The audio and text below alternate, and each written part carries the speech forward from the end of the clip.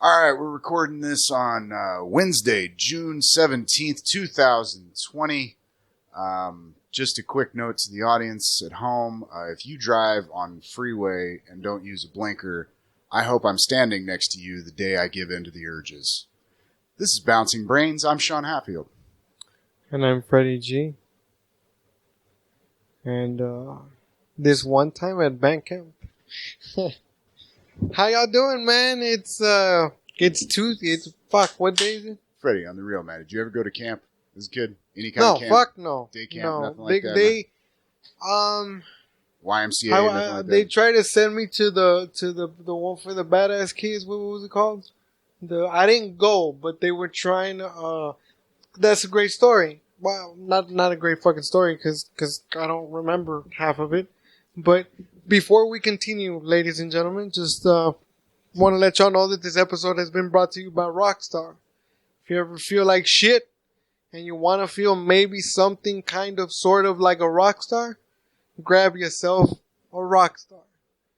And Rockstar better start sending us a fucking check, even if it's Before you start running $50. a razor blade and hashtag patterns across your thighs, before you do anything that might lead to bodily injury just to feel something in life, maybe commit a crime, try a Rockstar first.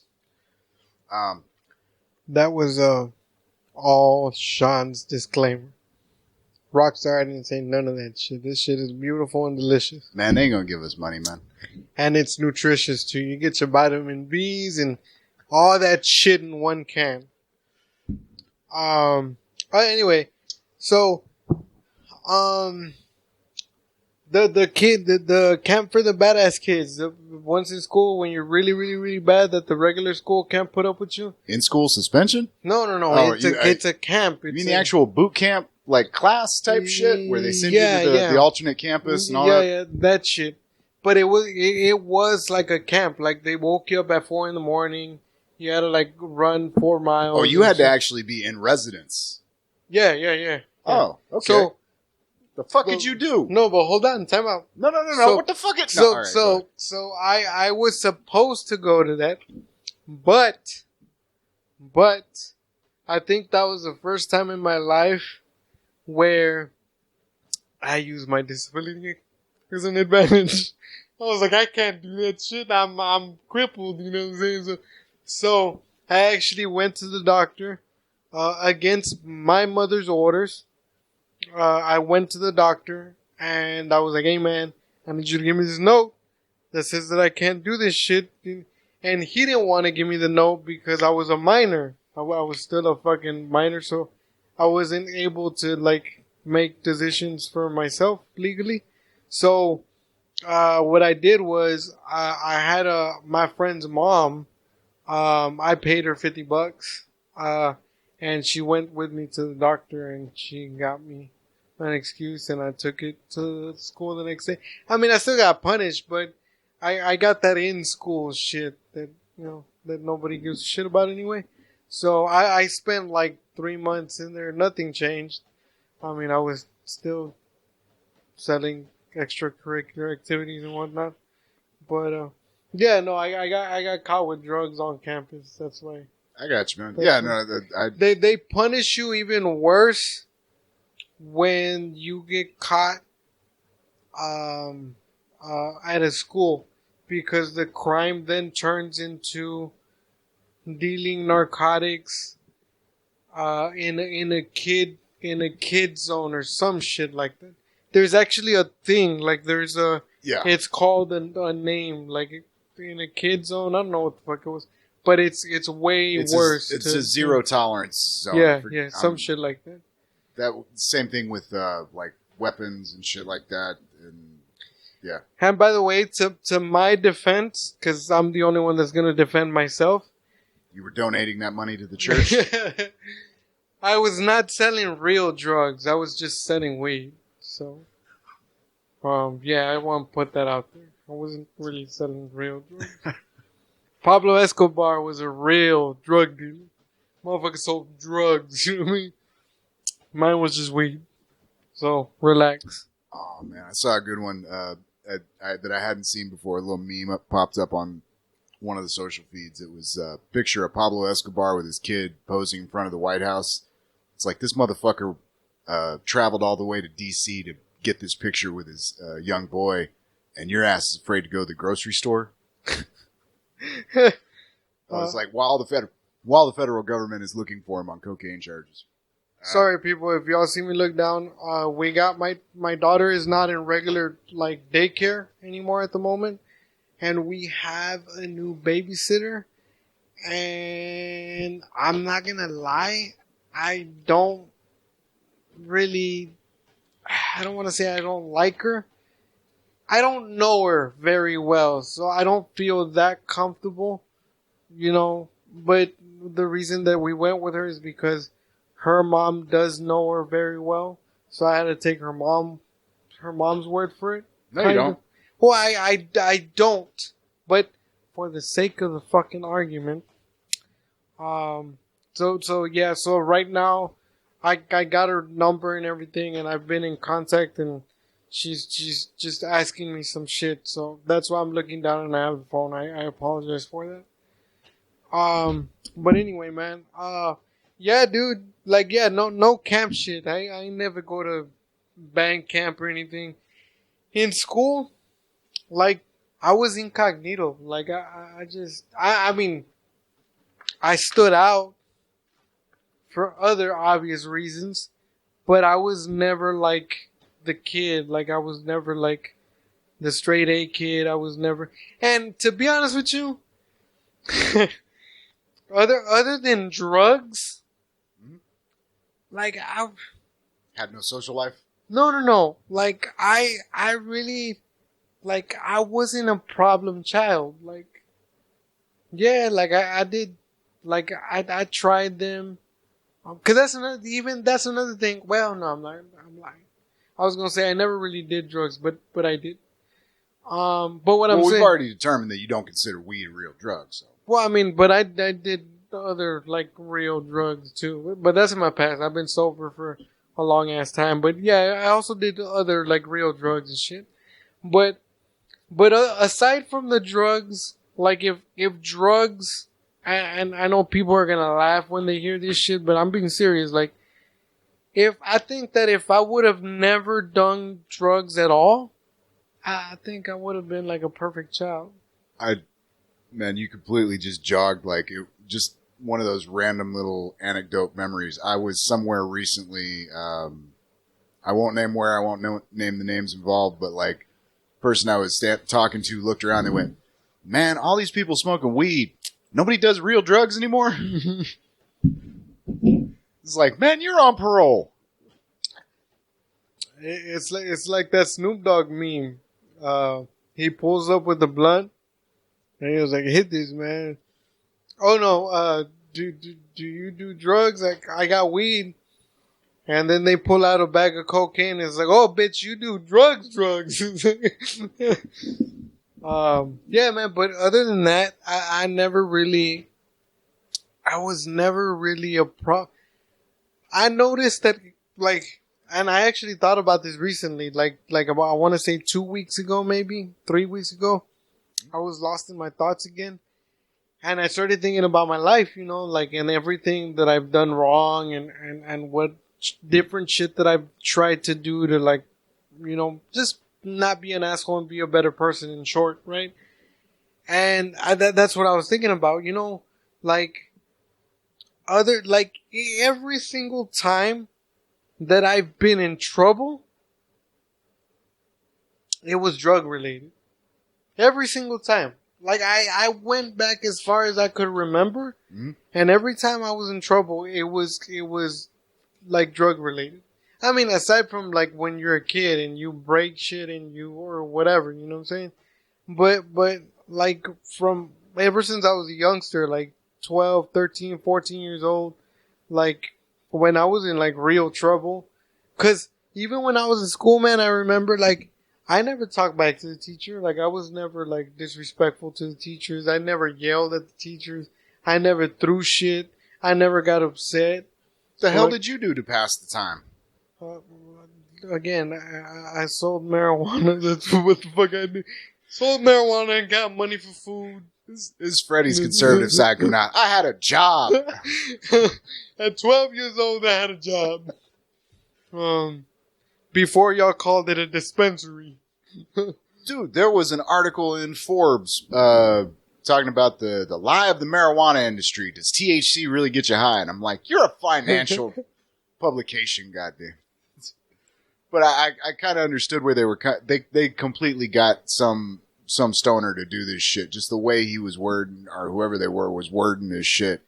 It was like, I mean, sure, you think high THC, I'm gonna get a buzz from that. And I'm paraphrasing, but he was basically making the argument that the lower price, lower THC strains, which, to be honest, I've enjoyed quite a few of, like that crazy moon but hold rock on, nonsense. they were saying that it's not, that it doesn't get you high. That the THC is not necessarily going to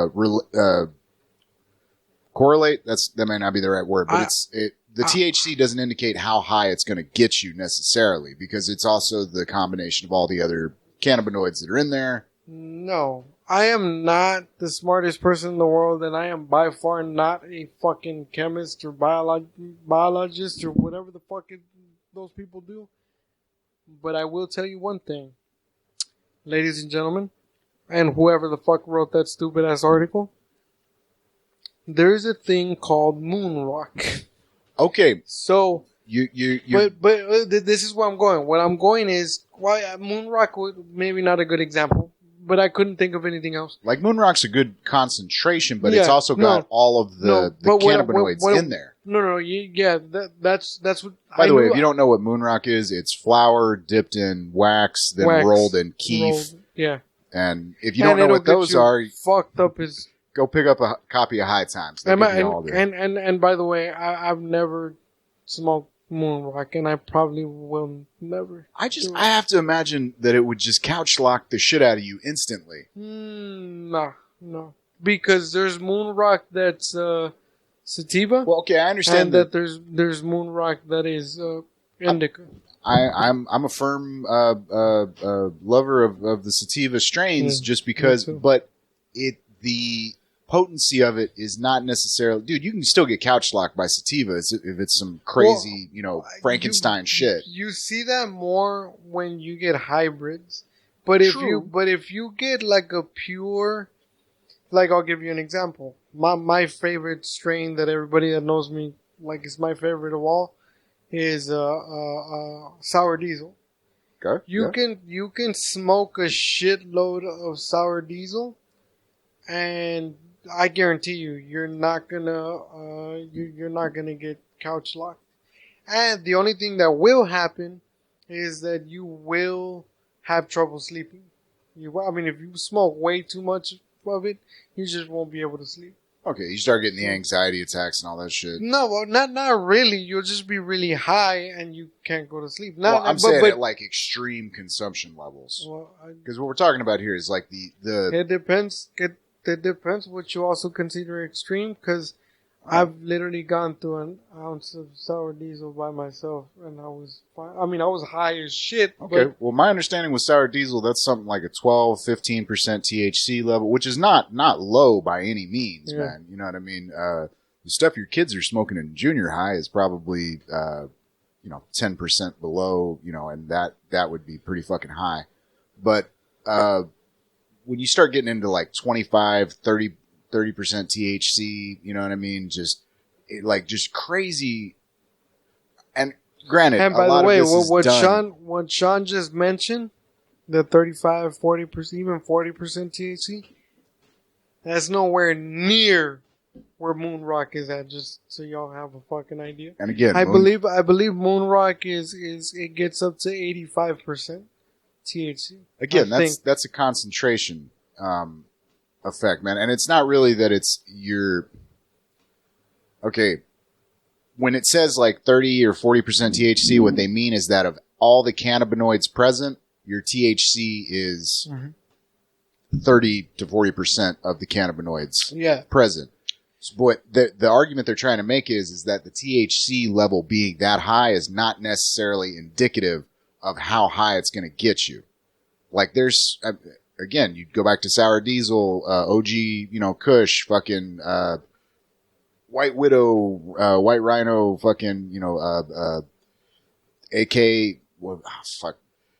Trying to remember all these fucking strain names. There's a good argument that strain names are going to go out the fucking window just because the genetics of marijuana are constantly mutating from one generation to the next. And Yeah. I mean, all you can really hope to do is maybe replicate. And then these people have already figured out the way to manipulate the THC concentrate.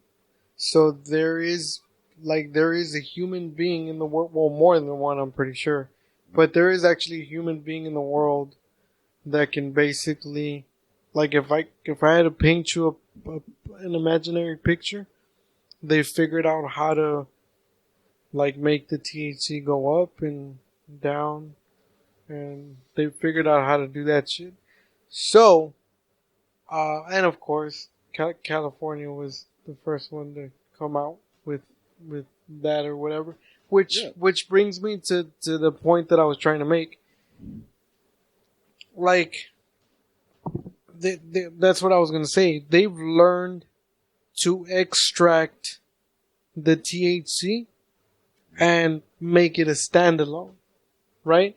So, but much like CBD, by the way, if you're using CBD products in any fashion, if you're using a very low THC CBD product, you're probably not getting as much efficacy as you would likely get from something with a little more THC, because the THC helps to activate the CBD. So I'm assuming that I've never looked into the interaction between THC and the rest of the cannabinoids, man. But I do know some of the shit that doesn't get me like super fucking, oh wow, what's going on and why don't my legs work? Like some of the stuff where you just kind of hit it and you're like, oh, you just kind of feel light and springy and everything's a little bit brighter and shit. Like that stuff is still like potent as fuck. Like if you gave that to somebody who'd never smoked before, you'd never want to fucking do that. Yeah, but the argument they were trying to make in the Forbes article, at least what I got out of the argument, was that you're basically seeing the market shift all the way up to the high THC, high price strains, and all of the lower THC. We were having that conversation about hot sauce a while back, and it's like, look, man, you can throw all the spice you want at something that doesn't make it delicious. You know what I'm saying? Like, I like spicy food, but I don't like fucking pepper spray in my face. There's a difference. My biggest fear with the more and more that cannabis becomes commercialized is, and I've said this like many times, and one day y'all gonna play this shit back and y'all gonna be like, oh shit, he was right. My biggest fear is once it becomes fully commercial, what they're gonna start doing, for damn sure, because they did it with beer. After it was bootleg and all that bullshit, they did it with cigarettes. So they're gonna do it with marijuana. When they start branding it, and what I mean by branding it is literally there's gonna be a company and again, this is not for promotional purposes, but there's gonna be a company that's gonna be called Ozarka. And there's gonna be Ozarka brand weed, not the strain. The weed, the brand is gonna be Ozarka or whatever, right? Well, dude, that already exists. You can already get like branded cannabis products. I mean, that was the whole the issue we had back at the end of last year with around this time last year with the vape cartridges, was that. Oh, but I meant flour, though. I know that cartridges are branded. Yeah, well, you get branded flour, too, man. Oh, okay. Dude, you haven't seen those nice little Ziploc package with the name on it and all that shit? I mean, a lot of dispensaries do have, they've... Because when I bought shit from a dispensary, this was in a state that was legal. I just want to clarify that. Mm-hmm. I actually got it in a fucking in a black it was in a plastic bag, and then they wrapped it in a black. It was in a like Like where. a porn shop type thing, or What do you mean? like they put it in a black bag so people can't see Yeah, what's yeah, inside? yeah. So they had a plastic bag, a regular plastic bag where you put the flour in. Okay. Anybody that's ever dealt drugs knows what the fuck like I'm talking about. So they put it in that. They zip it up, and then they put that bag.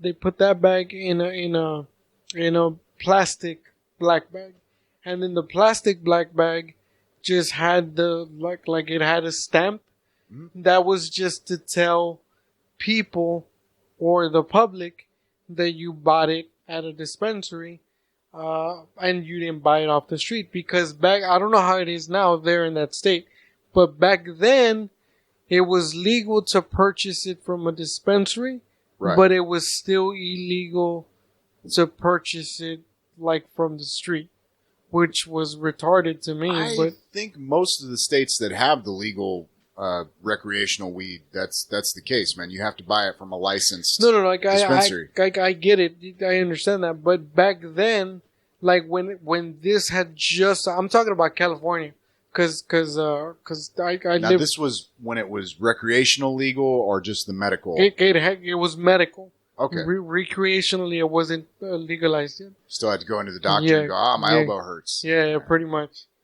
So yeah, that's how they.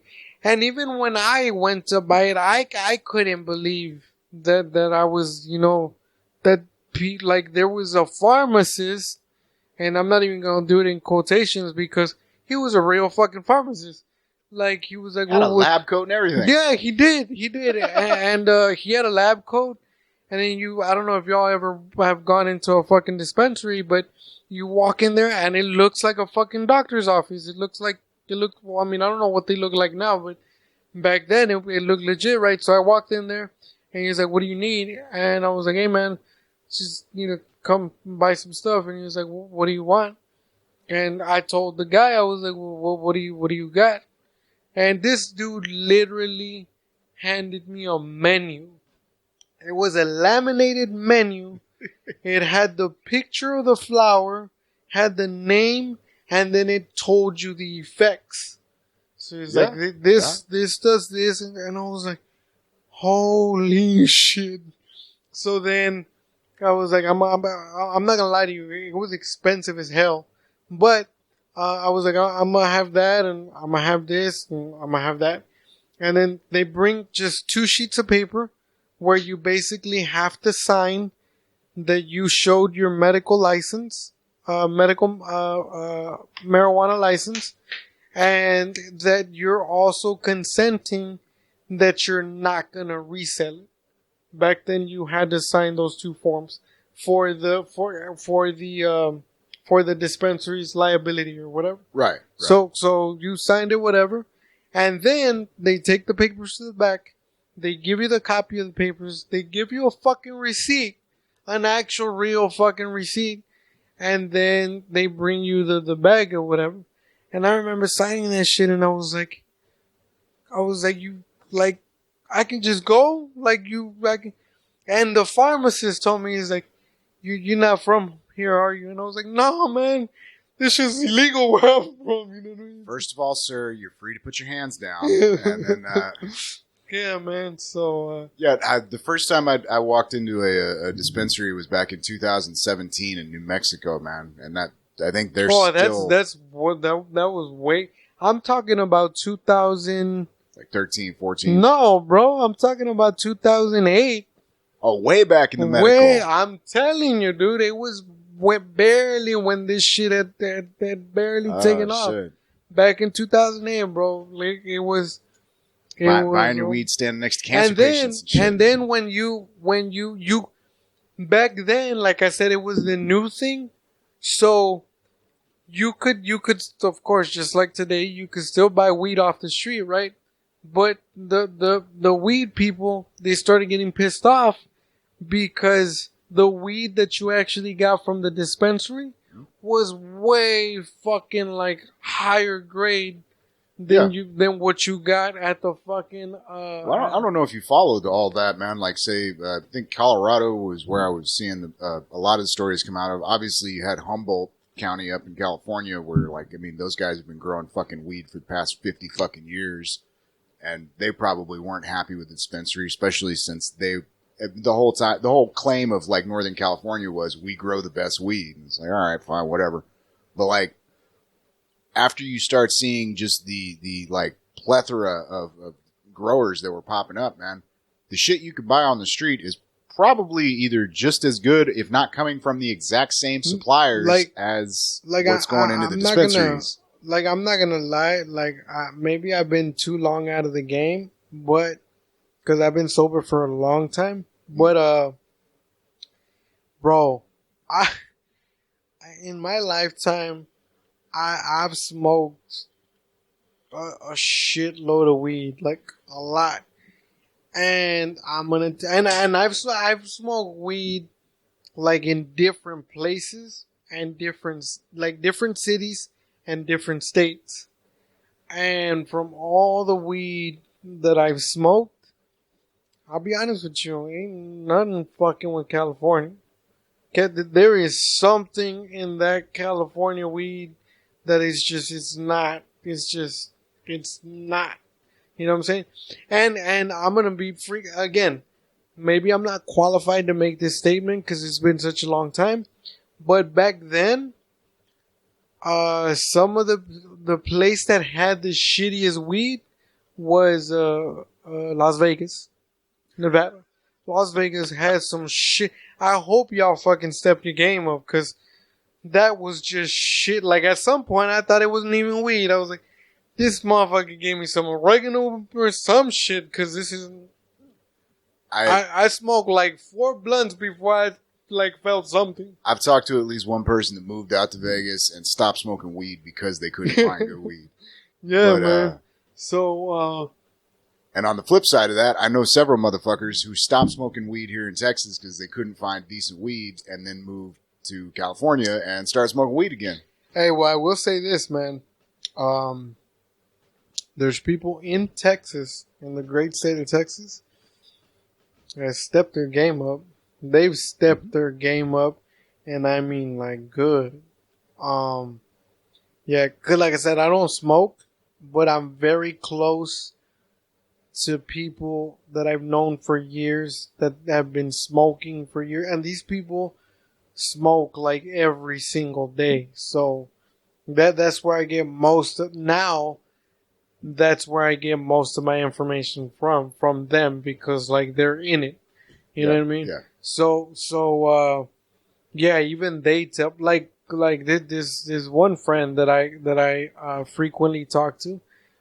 He only fucks with one person because he says that he knows exactly what he's getting, and the reason that he knows that what he's getting is because the person that he gets it from grows it from the seed to the birth and the cultivation of the actual the actual flower. What I started to say about like, you know, it's one of those rising tide raises all ships scenarios, man, where like there's more available. Like I remember back in high school reading, you know, High Times for Kicks and shit. Obviously I never actually did anything, but you know, reading about the grow lights and the setups and all that nonsense. And it was still hobbyist at that point. You still had to kind of know what you were doing. And at this point, man, it's practically plug and play, man. Unless you're a complete fucking dumbass. Like, you could buy an entire, like, system to just grow weed. Like, you know, you ever seen those little things that you get for, like... I'll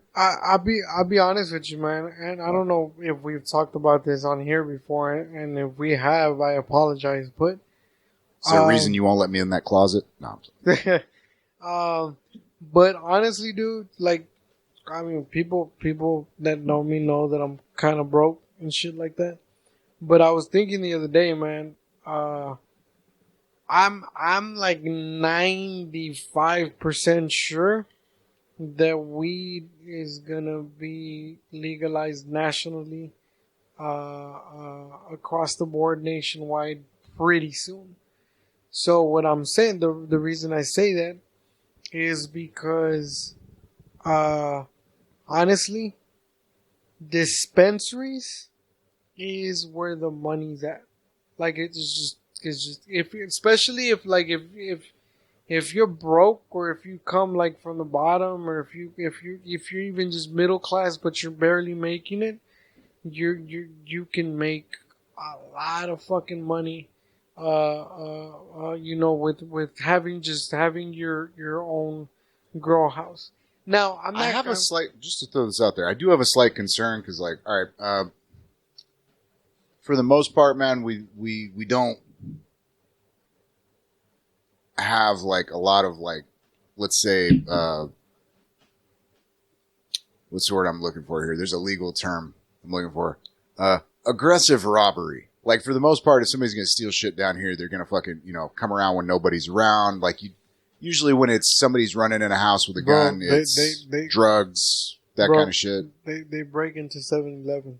That's where I was going, though. That's one of those areas where, like, I know, like, a dozen people who have just, because they were drunk at like 17 and just you also do know that Texas is an open carry state, right? What does that have to do with it? Everything. Just think about it. Motherfucker, it's been a concealed carry state for 20 years. Exactly. Well, actually, more than 20 years. Exactly. But that's the odds of you getting shot, I mean... No, but you're not getting my point. My point is... I do see more business owners open carrying in their establishments. Though. No. What I'm saying is... Because you're saying that what you're concerned about is like you start... There's going to be an initial spike of theft because of the whole thing that it's a cash-only business. You can't use credit. And I get that. But with Texas having the gun laws that they have, and the fact that every motherfucker on every fucking corner has a gun today, I really do think that one of two things are going to happen. Either motherfuckers are going to think twice about robbing a grow house, or... You're assuming intelligence. Well, hold on. That's where I'm going. Or... the aggravated with a deadly weapon assaults and murders might rise, but I think just for a little while. I really do think that after a while, people are just gonna be like, "Hey, you know what?" Well, we do have the numbers like from California, because there are a couple places. Perfect example. But then you also got to remember that California. And people don't agree with me, but I do think that it does have some effect to it. You got to remember that California is a blue state. So... Okay, but let me throw this out there before... I do want to get your thought on this, but, like, they keep throwing out the number that statistically the dispensary increases crime, the crime stats by like 20% in whatever area they're in. Don't shake your head at me yet. What I'm about to throw out is a logical reason why that number is bullshit. Because that's what I'm saying. Because what they don't mention when they quote that is that takes into effect, like, if you have, like, for the most part, like in Oakland, dude, they started getting a shitload of weed stores. It gentrified the goddamn town, man. Like, Oakland is almost as bad as San Francisco, from my understanding, as far as like rent prices, as you're the crime rates went down. Like, okay. They literally weed gentrified Oakland, man. It's because you don't understand. But you still have places like, fucking, I don't know, fucking, you got a weed shop out in fucking San Bernardino that's getting robbed on a weekly basis. That number gets into the statistics. The thing is that you're no matter what you do, I'm trying to figure out why you're agitated by this. What are you disagreeing with? Because it's the same thing. It's the same thing with every fucking thing in this fucking country. You have to understand. We have to understand. As Americans. We have to understand. That you can't fucking have everything. You just can't. It's not possible. This is what I mean. If you illegalize aspirin tomorrow, and aspirin is no longer fucking legal, that shit's gonna go in the black market. And yes, people be growing willow in their backyard, just shaving bark off. That, not only that, but people will kill each other over fucking aspirin. We are just violent fucking creatures. That's just who we are. I know my example is very fucking extreme, but that's the picture that I'm trying to paint to prove my point. My point is that whether you legalize weed or not, first of all, it's going to happen regardless. Weed sales are never going to stop. So say that you legalize it across the board in all 50 states, recreational. You can go to the corner store, buy yourself a blunt, shit like that. When you do that, of course, crime is going to go up. Robberies might go up. Like these other fuckers are saying too, diseases might go up. But diseases? Yeah. I'll get into that right now. Teenagers getting mono from sharing a blunt? What the fuck?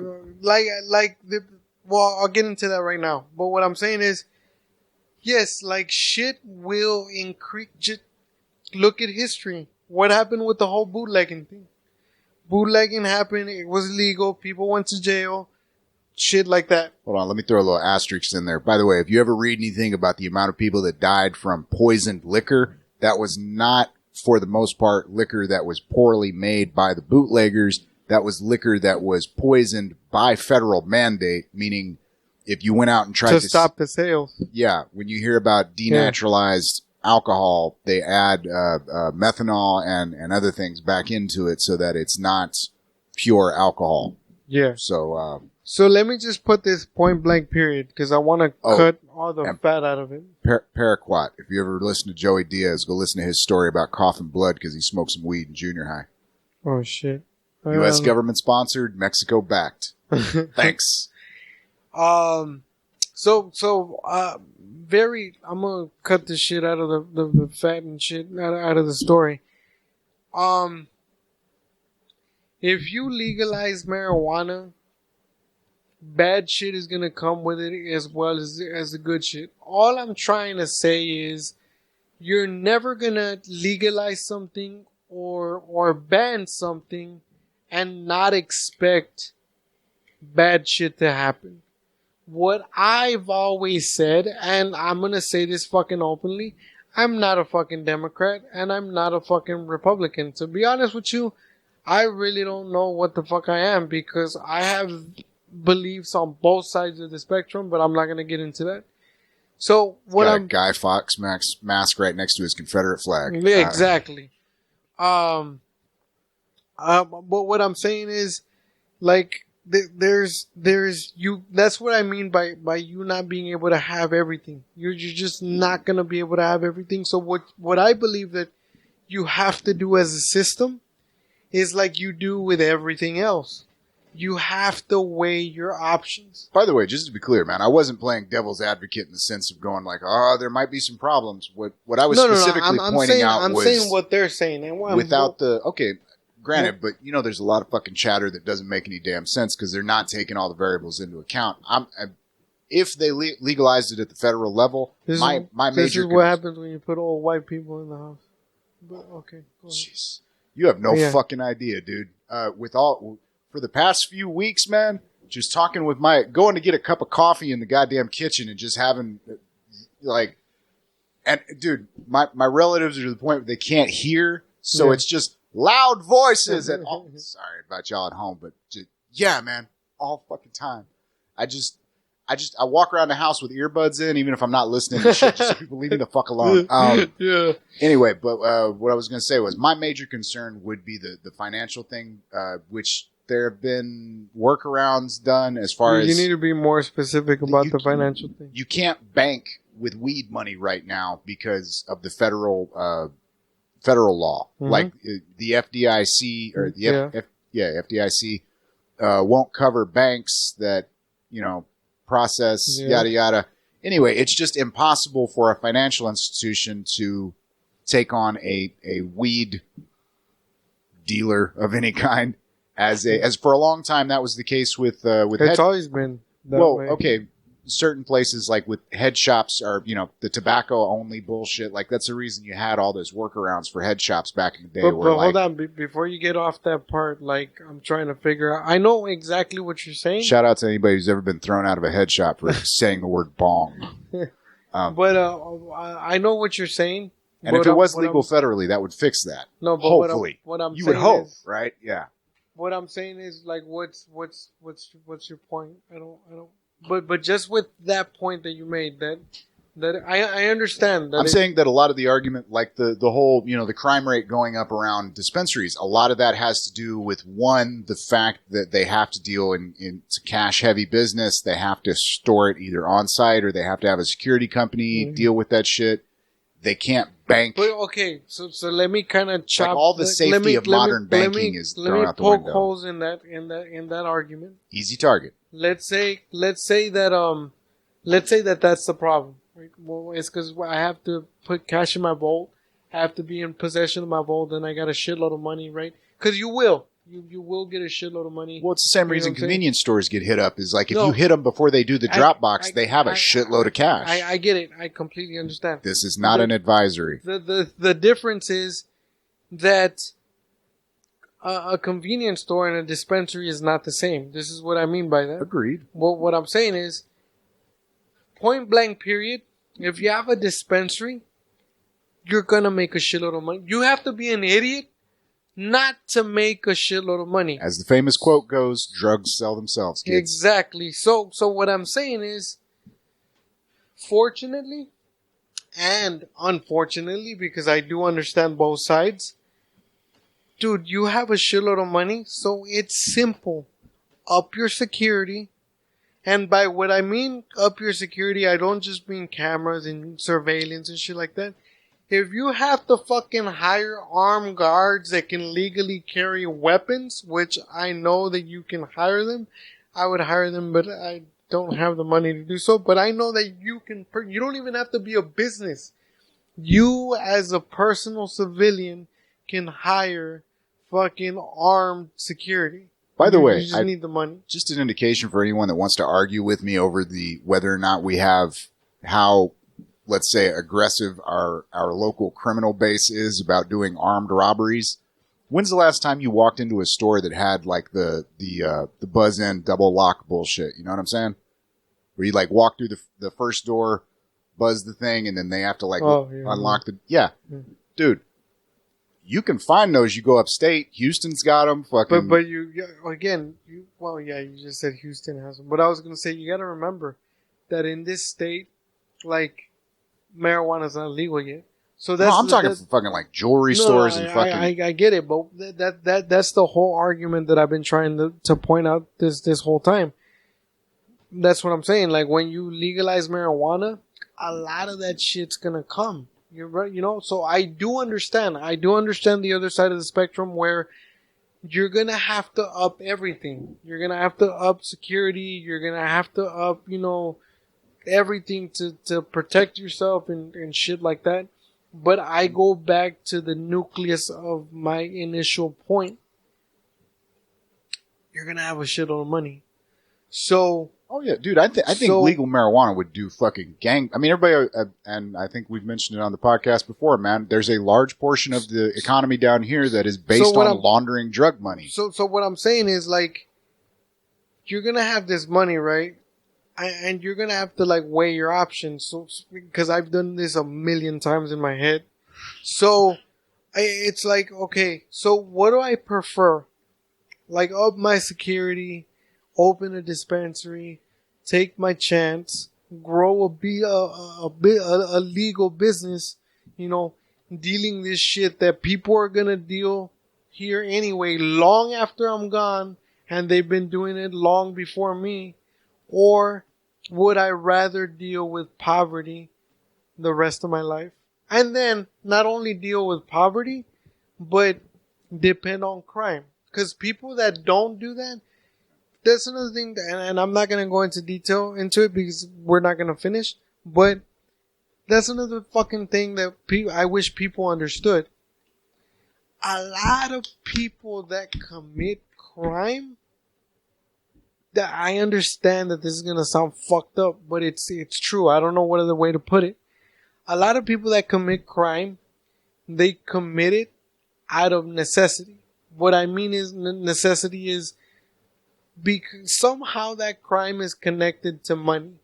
Yes, you can fucking argue, you can get a better job, you can go to school, you can get a trade, I understand that. You fuckers need to understand that unfortunately, there is people like myself, I'll include myself in it, that you can't. That shit just does not work for you for various reasons. Like, and you just can't. So the opportunity that you say that everybody else has may not fucking work for this fucking person for whatever reason. I can't go into the reasons because there's a million of them. Right. For whatever reason, it doesn't work. So what I'm saying is, a lot of that crime is driven because they don't have money. If you open these other avenues to create these other businesses that come through, like from a dispensary, crime will go down, poverty will go down. Now, will poverty still exist? Yes, it's still gonna fucking exist. You're never gonna get rid of hunger. You're never gonna get rid of poverty, because there's something that will always exist in the world, not just this country, but in the world. Laziness will always exist. And yes, there is a lazy motherfucker out there that won't even want to roll a joint or roll fucking weed into a bag to even sell it to you. There's people that would rather fucking depend on the government or depend on somebody else because they don't want to do shit. You're never gonna get rid of that kind of person. And that's worldwide. All I'm saying is, you would diminish this shit, poverty and crime and shit like that, by a long shot. You're never gonna get rid of it, but you'll diminish it. I guarantee that. I agree with you. And I'm not a Democrat. Again, I want to throw that out there. We're starting our own political party. We're starting our own political party. If you want to join us, bring your own weed with you. We're not actually going to run any candidates. We're just going to have a party. Everybody talks about like separating like the whole like like the political barbecues and shit out of the system down here. Real quick, everybody bitches at California because it's fun. Because they want to be their own province or country or whatever the fuck you want to call it. Yeah. And I'm probably, no, there's probably more people that think like me. I just don't know down here. But I honestly think for California, it's kind of smart for them to be their own thing. You know what I'm saying? Because I do think, to an extent, man, you have to look at how much federal financing goes into that system. I get it. But I'm gonna go back to what I've been saying. You know how much weed there is in that whole fucking state? This is what I'm saying. I'm not saying it's not feasible, California, by the way. This is all I'm saying. I mean, come on. We grew up in Texas, where the argument's always been we have the 5th largest army in the world, the 5th largest economy. What I'm saying is, California is one of the few states next to Texas. If Texas could ever get their shit together, because I'll go out and say it for you if you're afraid to say it, they don't. Texas got a lot of shit to work on, and that they refuse to do it. Because we got a bunch of old heads in the house. But I'm not going to get into that again. Anyway, so California is one of the few states that I strongly believe that has everything that they need to self-sustain and prosper themselves. Now, will it be difficult at first? Like everything else? Yes. But once you learn how to fucking roll the wheel, I believe that you'll be fine. Now let me throw this in contrast. There are states in this country that would never stand a chance of being their own anything. If North Carolina would choose to be their own thing, they would disappear in a fucking year. I disagree, man. North Carolina, the Carolinas, that whole eastern coastline. No, just like if just North Carolina alone, or if South Carolina alone were to, they're not self-sustaining. And there's some of the fucking meanest people in the world too, racist ass motherfuckers.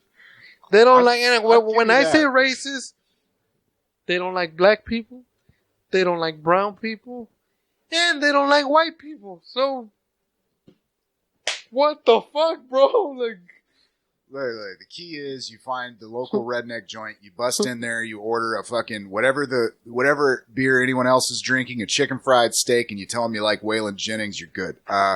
fuck, you said redneck, and I'm not racist, but you said redneck, and the first thing I thought of is I really want a chicken fried steak and some pancakes, yo. Fuck, that sounds good right now. I'm due for a cheap meal too. Anyway, we should have dinner after this. That joint's open 24 hours again. If you want to hit it up. Which one? Shout out to fuck, I went blank. Pancakes. What the fuck, bro? IHOP? That one. Shit. I'm sorry, IHOP.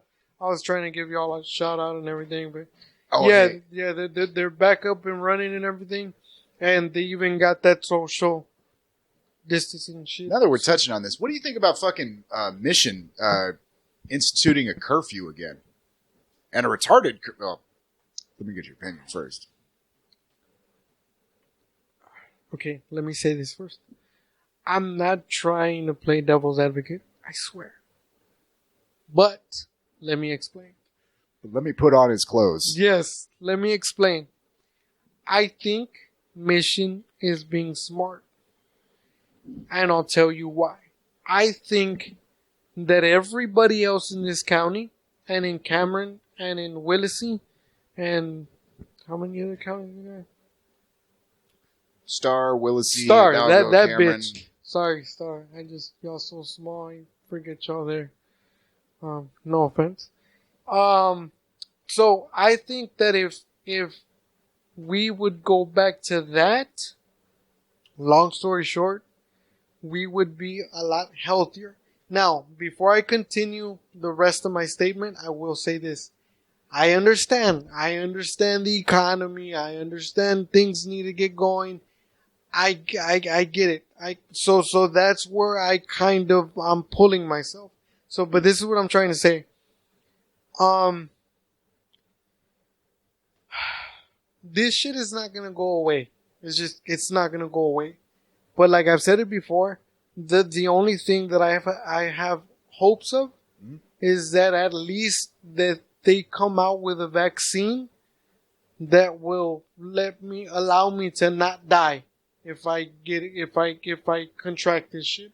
That's basically all I'm waiting for. So what I'm saying is, figure out a fucking way to kind of keep us away from each other until something like that happens. I really think the only way you could do that is like social shit, but how does a midnight to 5 a.m. curfew affect anything? What do you mean affect everything? Because look at what's going on right now. Yeah, but the only people that are going to be out there doing that shit, man, are the fucking people that would have done it anyway, man. No, but that's not the point. The point is, you're saying, how would the curfew, help out or whatever? And it's very fucking simple. Like, the less people that there is out, period. From midnight to 5 a.m. That's why I said period. I was about to say, whether it be in the morning, in the afternoon, or at night, the less people that there is, it's proven. It's because of the shit that we just went through. It's proven that it will slow this shit down. Now, I'm on the opposite side of this of this shit. Again, with numbers that just came out today, not yesterday, not the day before, today. It's proven that by them fucking basically opening up everything again, the numbers have skyrocketed. Now, okay, the positive test cases have skyrocketed, but the numbers, what I haven't seen anybody quote lately, and I just haven't dug them up. I mean, we could do it right now if you want, man, but have the hospitalization numbers spiked? Has there been any No, sort of no, overcrowding? no. No, there hasn't. There was a few other deaths, but not that many. I mean, not that it's even if it's one death, I get it. That's not the point. But there was a few other deaths, but the hospitalizations haven't spiked. What I'm saying is that the shit is still spreading, and another thing that the professionals don't know is they know already that this shit has mutated, but they don't know how long or how much more it'll like mutate again, or whatever the case may be. Right. Anyway, point that I'm trying to make. I do think that the curfew thing is a good idea. Look, people, I understand for the people that you just gotta be out, because if you're not out, you'll fucking die. I get it. But would you rather fucking die at your house or die on the street? I don't mean that literally, but you know what I mean? So I also do understand how you can think that a curfew would be retarded again. But I'll go straight out and say it myself. I am fully open to motherfuckers like locking this shit down again. Because if they don't, it's only gonna get worse. And like I said, What do you mean? All right, again, that's why I bring up the hospitalization numbers, man. Because like the worst. again, they don't know. They don't know. They just came out and said it. They don't know if it'll mutate again. So because they don't know if it'll mutate again, like say for example, it's just an example. And again, we know it's going to mutate, by the way. well, okay, so then perfect example. Let's say it mutates again, right? So let's say, for the sake of the example, it mutated and it created another strain, right? Mm-hmm. So this other strain is different from the other strains that people were affected by, right? Mm-hmm. That we don't know, and especially myself, because I'm not a fucking medical professional by a long shot. But they don't know if we catch this new strain, you don't know if that strain's gonna kill you. You know what I'm saying? You don't know. You just don't know. And then you gotta kind of like start from zero, like again. You know what I'm saying? So let me paint the bigger picture. So let's say that this shit, like let's say that everything opens again. And let's say that this shit spreads like rapid fire again, right? So then you're gonna have a shitload of more people getting it, which means that you're gonna fucking have to medically attend to a shitload more people, which again, the same thing that happened the first time is gonna happen again. You're not gonna be able to attend to everybody. People are gonna start dying again. And the healthcare system, the economy is gonna be hit harder like it was the first time again. That argument's a little bit weaker just because we know at this point what areas were overloaded, where the hospital system didn't have the capacity to deal. You're not gonna tell me that in 2 weeks you're gonna fix that problem in case that shit happens again. See what I'm saying? Well, it hasn't been 2 weeks. It's been almost 3 months, man, of them getting constantly. I get it, but you're not getting my point. I'm not. The other thing that they just said was that they're expecting a second wave to hit. I don't remember if it's supposed to hit this week, meaning the week that we're on, or the following. Okay, I've also seen some other numbers that suggest that we're not going to get a second wave. It's just going to be a continuation of the rise of positive infections, which is one that was kind of expected. No, we are seeing cases of like multiple contractions. You know what I mean? Like you get it once, you get over it, you get it again type of shit. And yeah, that seems to be an issue. We're not seeing, and at one point we discussed the whole thing about like, well, if you get reinfected, does your system respond, even more aggressively? That doesn't seem to be the case. I will say this about the whole curfew thing. A midnight to 5 a.m. curfew is literally like it's almost symbolic in nature, because unless you work late nights and you have to be out at that time, most people are fucking home anyway. You know what I really think, man? Like, and like I said, I've thought about this, and I know people think I'm crazy and shit, but all I'm saying is, if you really wanted to do it, you can. It just takes work. I strongly feel that there is a way that can be figured out to where we can, like, everybody can work from home. I really do strongly feel that. I've even thought of like the food industry and shit like that. But I haven't. I mean, I'm not a fucking genius. I haven't figured out everything yet. But like something that I thought about, like with the food industry, right? So right now you order pizza, and it's just an example. You can choose whatever the fuck you want. Even if you order pizza, a driver has to bring it to you, right?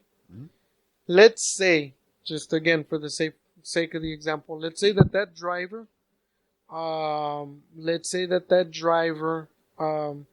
does everything that they can to make sure they don't contaminate your food, whatever.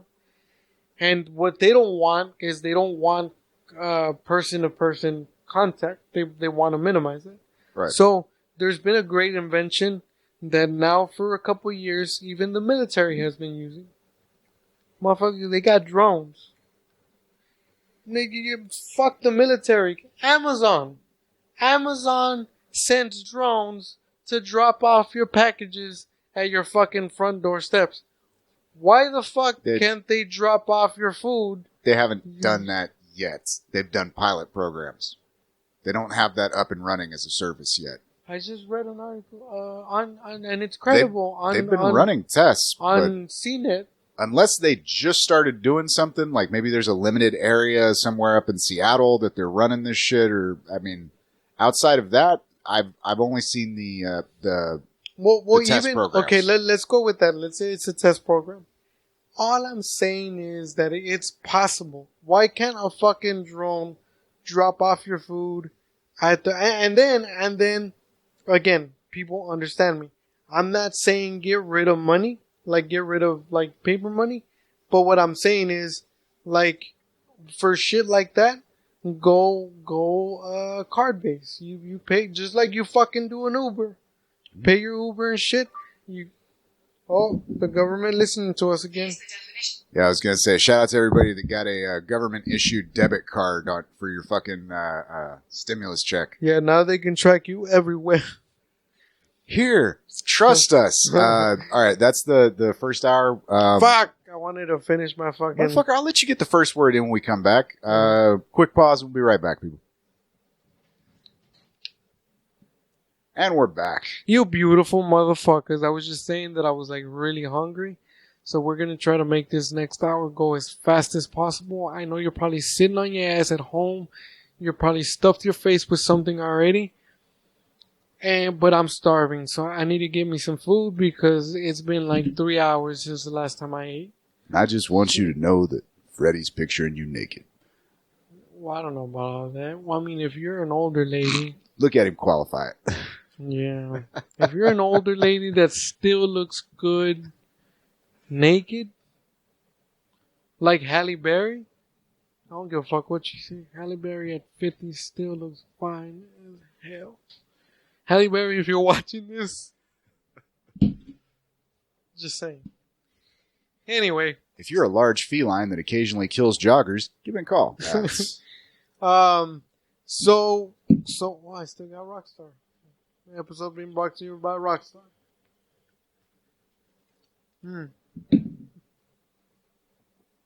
What was I saying that you said I'll let you continue? Because I was trying to finish a point. I was on the ending part of it. Oh shit, completely forgot to turn off the volume on that. But yeah, I don't remember what the fuck we were talking about. This is why we need a producer in here, with the notes. We need our own Jamie, damn it. We really do. By the way, I don't know if you'll ever watch this, but Jamie, you're one hell of a producer, bro. Rogan's lucky. Anyway, I'd just like to say, Leo, I remember you. I remember you too, Leo, but the fact of the matter is that you quit. That's all I'm gonna say. I still love you. Man, I got these new shoes. Freddie doesn't want to talk about them. Yeah, I know, man. Some of y'all are listening to this going, what the fuck are they talking about? You got to go back and listen to the old episodes. We got running gags. Yup, we sure do. Callbacks for days. Yup. Fuck Amy Schumer. I will be honest, I got suckered into watching this is completely off. We haven't even figured out what the topic was, but I got suckered into watching an Amy Schumer skit the other day because I read the title skits of it. Skits are fine. I don't have a problem with her skits. Well, a lot of the plagiarism accusations came from the skit show, but I was saying the whole reason I read the title on YouTube and went, ah, shit, I know somebody who has a joke really similar to that. So I just listened to it and it turned out not to be, I don't know, whatever. Yeah. It's reasonably, decently well produced. I like a lot of the people that work with her. Hey, man, she has decent writers. I won't say she doesn't. You know what I'm saying? No. I would still contend you go back to like 2010, 2011. She was funny on some podcasts. That's different. You can be funny on the podcast. By the way, man, don't tell them that. They listen. By the way, man, I don't know if he'll fucking listen to that. I don't know if I've even ever told him that we run a podcast. But shout out to Jerry Garcia, man, that he just started his brand new podcast. It's Not My Weekend. I still need to listen to it. The first episode came out. I don't know if it's last week or last night sometime. So y'all make sure y'all go check that out. If y'all don't know who Jerry Garcia is, shame on you. He's a funny motherfucker. He has a Netflix special, and he has his own HBO half-hour special on HBO Latino, which is, no pun intended, or maybe pun intended, It's Not My Weekend. So if y'all got HBO, I don't, unfortunately. But if y'all got HBO, go check that shit out. And yeah, man, he's got that podcast stuff, so I'm gonna check it out. See what the fuck he's doing. You watched the Chappelle special yet? Hell motherfucking. First of all, hold on. I don't want to get into that too much either, because I don't, everybody that knows me, I don't mind talking about shit. We can talk about rape. We can talk about racism. We can take anything. I don't mind. As long as we start off with rape. Today, I just don't feel like discussing politics because it's a never-ending circle that we already know never ends. But I just don't feel like getting on that hamster wheel today. But I will say three things on the Dave Chappelle special. Number one, for the people that haven't watched it, shame on you. You should be watching it right now. Well, after you finish watching this. It's free on YouTube. Yeah, it's also free on YouTube. It's called 846. I think it's only like 27 minutes long. Yes. Now, the other disclaimer that I want to give y'all is that it's not really a comedy special. It's more of like a sermon given by a comedian. It's basically Dave invited a bunch of strangers to his property to yell at him for 20 minutes. Yeah, pretty much. And that's whether you like it or not. I mean, it is funny, but it's more real than funny. Did you get to the end and go like, wait, he said there'd be pussy jokes? That's yeah. I was like, yeah. Don't tell me there's going to be pussy jokes. I was like, what? I said that to myself. I was like, what happened to the pussy jokes, man? So, but it's just, again, for people that have been following Dave for his whole career, it's Dave being Dave. And first of all, like always, I never expected less. Thank you, Dave, for doing what you did. Thank you for that special. It was much well needed. I really do think that only you and Chris Rock would have been able to pull that off. But I think, don't disrespect to Chris Rock, I think you would have done it best. So So thank you for that. But yes, if you're expecting a 30-minute special filled with like punchlines and all that shit, it's not that. It's more like a serious sort of dark sermon that every now and then has a serious punchline. Well, it really does play out kind of like a, and I only hesitate to use this because of the connotation, not because it is the proper word for it. It's a one-man show. I mean, it has the entire, the reason it's called 846 is part tied in with the theme, plays all the way through it. Like it's one of those where and I also do think that, oh no, I'm lying. By the way, he does use all of the elements, like all of the shit you can appreciate Dave Chappelle for as a master comedian. He uses in that. Like, dude, the callbacks are that's just... what no. What I was going to say was something that stuck with me from that special. That's why I kind of call it like a sermon.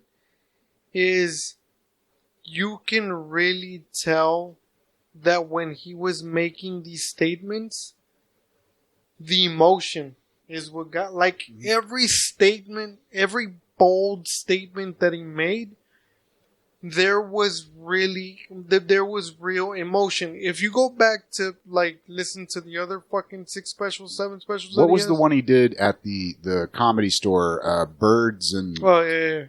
I forget What about the full title of that, but that it has this very similar tone to that. In that, I don't even think. I kind of sort of disagree. Let me explain what I mean by that, because there is a large segment. Actually, I think there's maybe 1 or 2 in that specific special.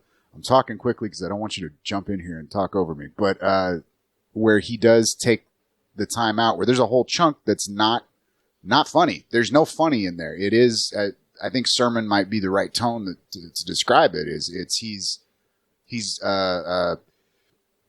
being Dave. He's lecturing essentially, and not without. I mean, the comedy builds up the credibility. You can argue about like composition and how you know, how do you get an audience in a comedy club to sit there and listen to you talk about serious shit for 15-minute stretches. But this is a distillation of that, in the sense that there's a little bit of comedy on the front end, but it just, by the time you get to the 27-minute mark, you're not even expecting the punchlines. And there is, I don't think he closes out with one. I don't remember. No, he just said goodnight. Yeah. That was it. And to be honest with you, when I was watching it, I think my point was, this isn't coming out of left field, by the way. Yeah. The 27 minutes flew by. Like, I think I looked at the ticker when it was 1 minute and 33 seconds in. Mm-hmm. And then I looked at it again and it was 26 and 50, whatever. Right. It flew by. But because, and I'm not going to say I'm the only one, but I'm going to say I'm one of those people that when it's people like Dave, when it's people like Rock, rest in peace, Charlie Murphy, Eddie Murphy, like, these motherfuckers are really, whether you think it's funny or not, when they get on stage, they're actually telling you something. Like, they're either educating you on something, Patrice O'Neal, they're educating you on something, they're giving you a very strong point of view, and you can actually learn something, like, from it. And yes, on top of all of that, it's funny. They make it fun. So, what I'm saying is, when it's somebody like Dave and shit, like, I actually listen to like what they're saying and like their point. That's why when he released that special, I was very satisfied with it. Now, like I said, it didn't fucking make me laugh.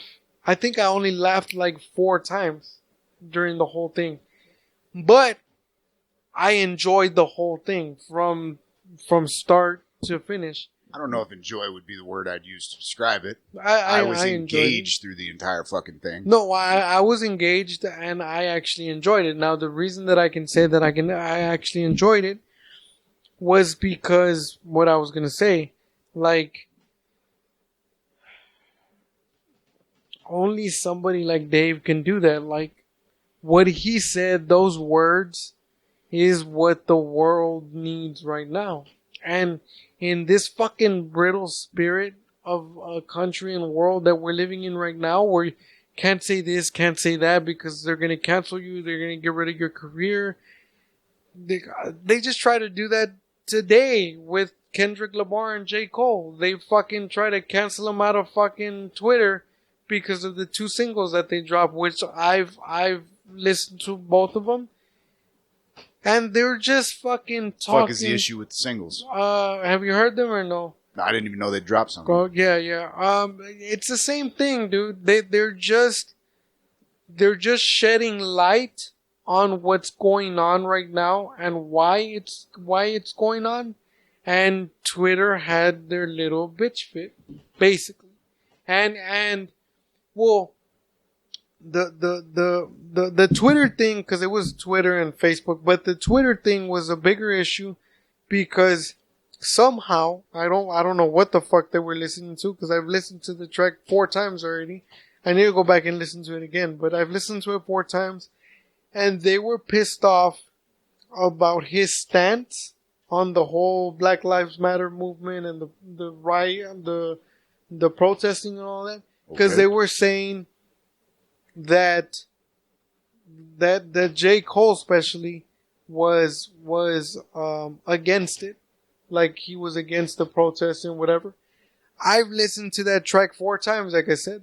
I don't see how, by what he was saying, I don't see how he was like against it. Like there's no, he's telling you a story, and then he's telling you what we're actually going through right now.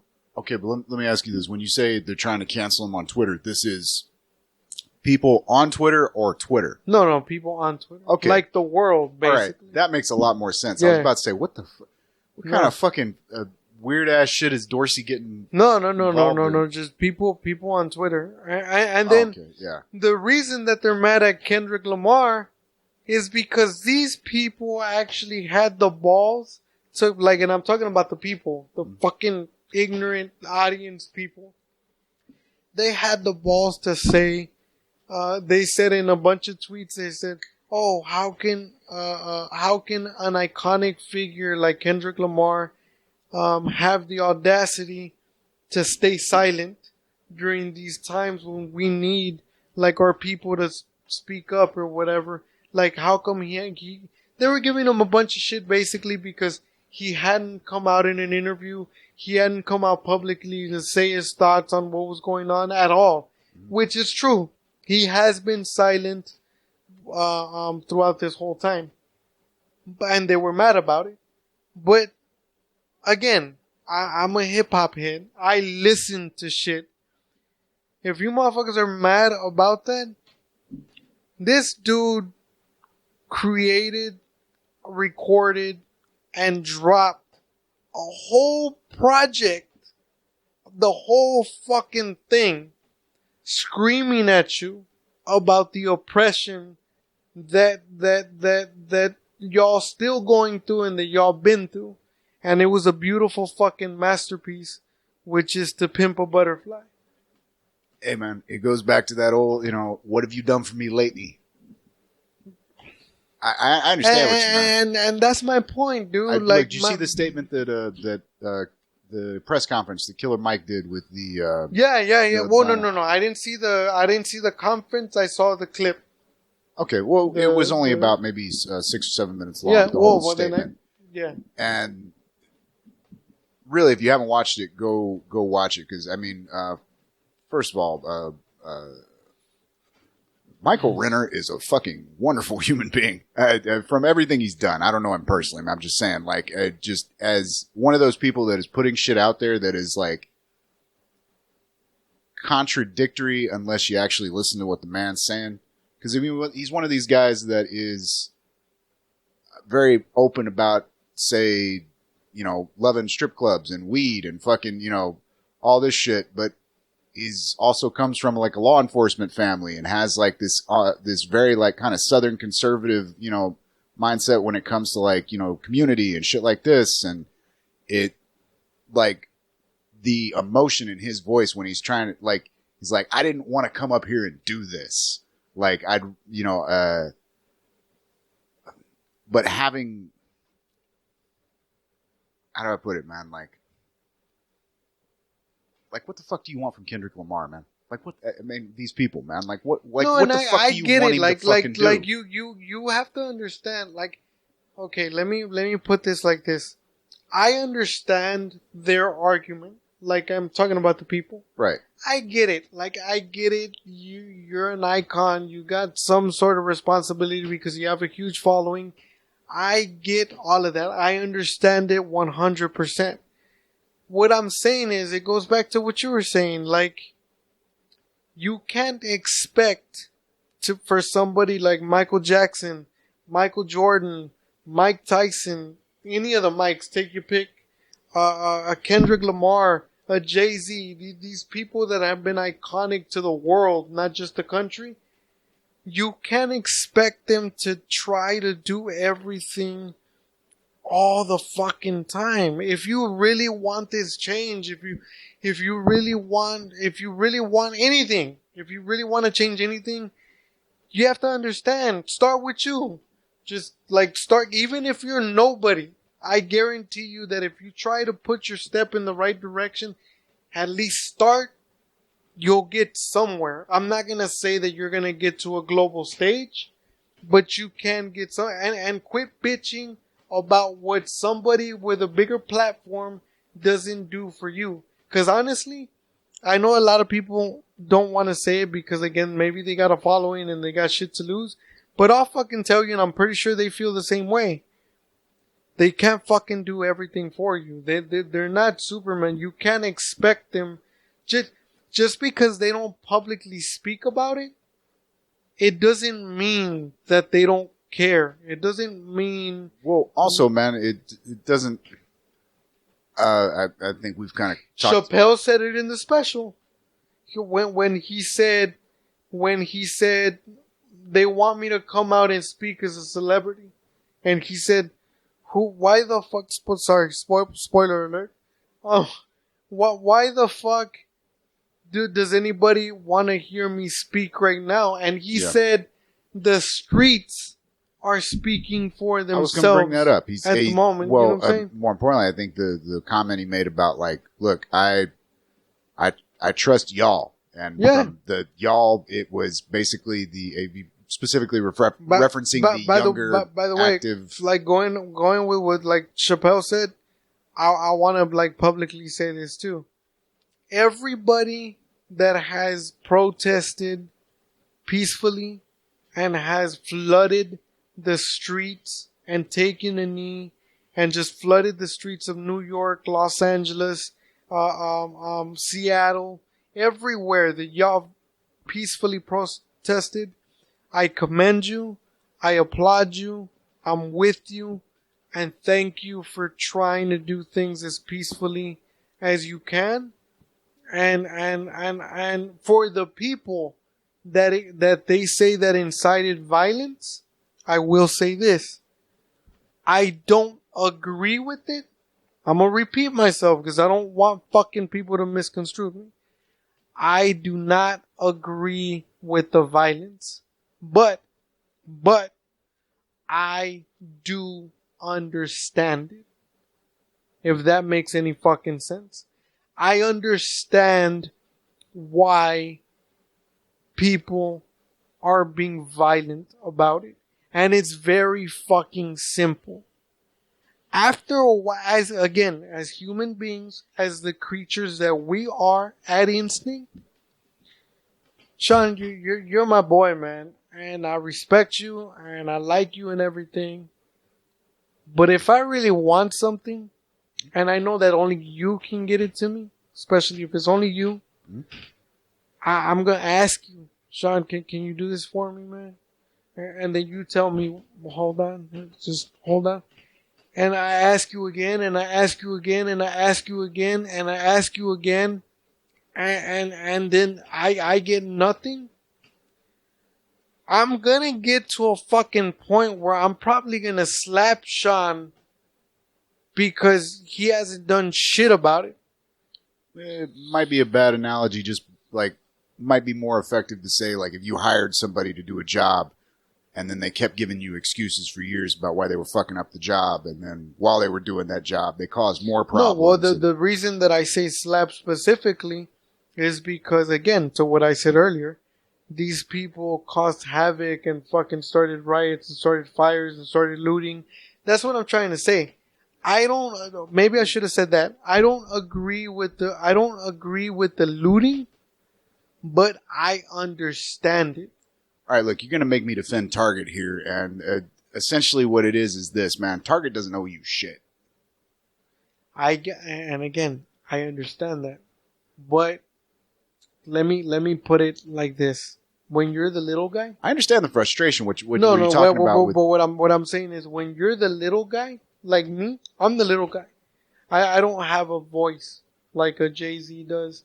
I don't have a voice like a Warren Buffett does. You know come on. You know there's an advocacy group out there somewhere for the CP.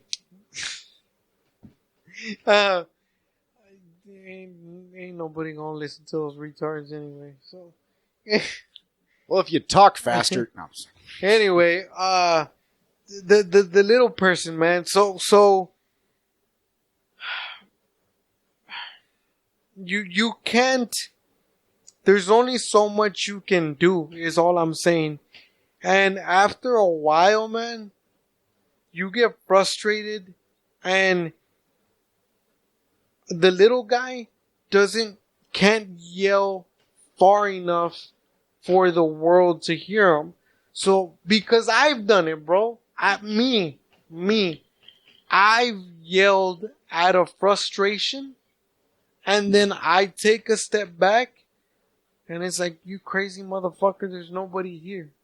You know what I'm saying? So what I'm saying is, you're gonna get to a point where think about babies. Think about a regular ass baby, a 2-year-old. I got a fucking 2-year-old. They can't talk. Sure. They can't verbally say shit, but they try to get your attention. And if you as an adult don't pay attention to them, I'm not saying 100% of them, but I'm saying like 75% of them, they're going to find some shit and they're going to chunk it at you. Should they do that? No, because you can cause harm, you can poke somebody's eye out, you can cause damage to somebody. I don't agree with the looting. I don't. I get it. I don't agree with it. You know what? But I understand it. I'll stick stark contrast on here just because as I've talked about with you, man, I've been going back and forth, listening to pretty much anybody and everybody that's putting a statement out there, you know, following up on just the various smaller protests that are going on. I think last time I mentioned that while the larger protests were going on in LA, a much more concentrated one was going on at the DA's office, where they were actually calling for investigation into particular cases. So let me cap it off real quick. Let me just cap off my point, because this is what I wanted to get to. The thing that hurts the most, they've charged the cops with murder and manson, whatever, right? In which case? The George Floyd? George Floyd, yeah. They've charged got him. One officer charged, being charged with second-degree murder, and 3 officers being charged with, I believe, accessory to a felony. To a felony. So that's great. That's awesome. Great. Perfect. My thing is, what hurts is that it took literally a fucking nation to get that done. And if people don't see something wrong with that, what the fuck are we doing? You understand me? This is why I didn't want to get too deep on it. But that's my only point. Yes, they finally got people charged and shit.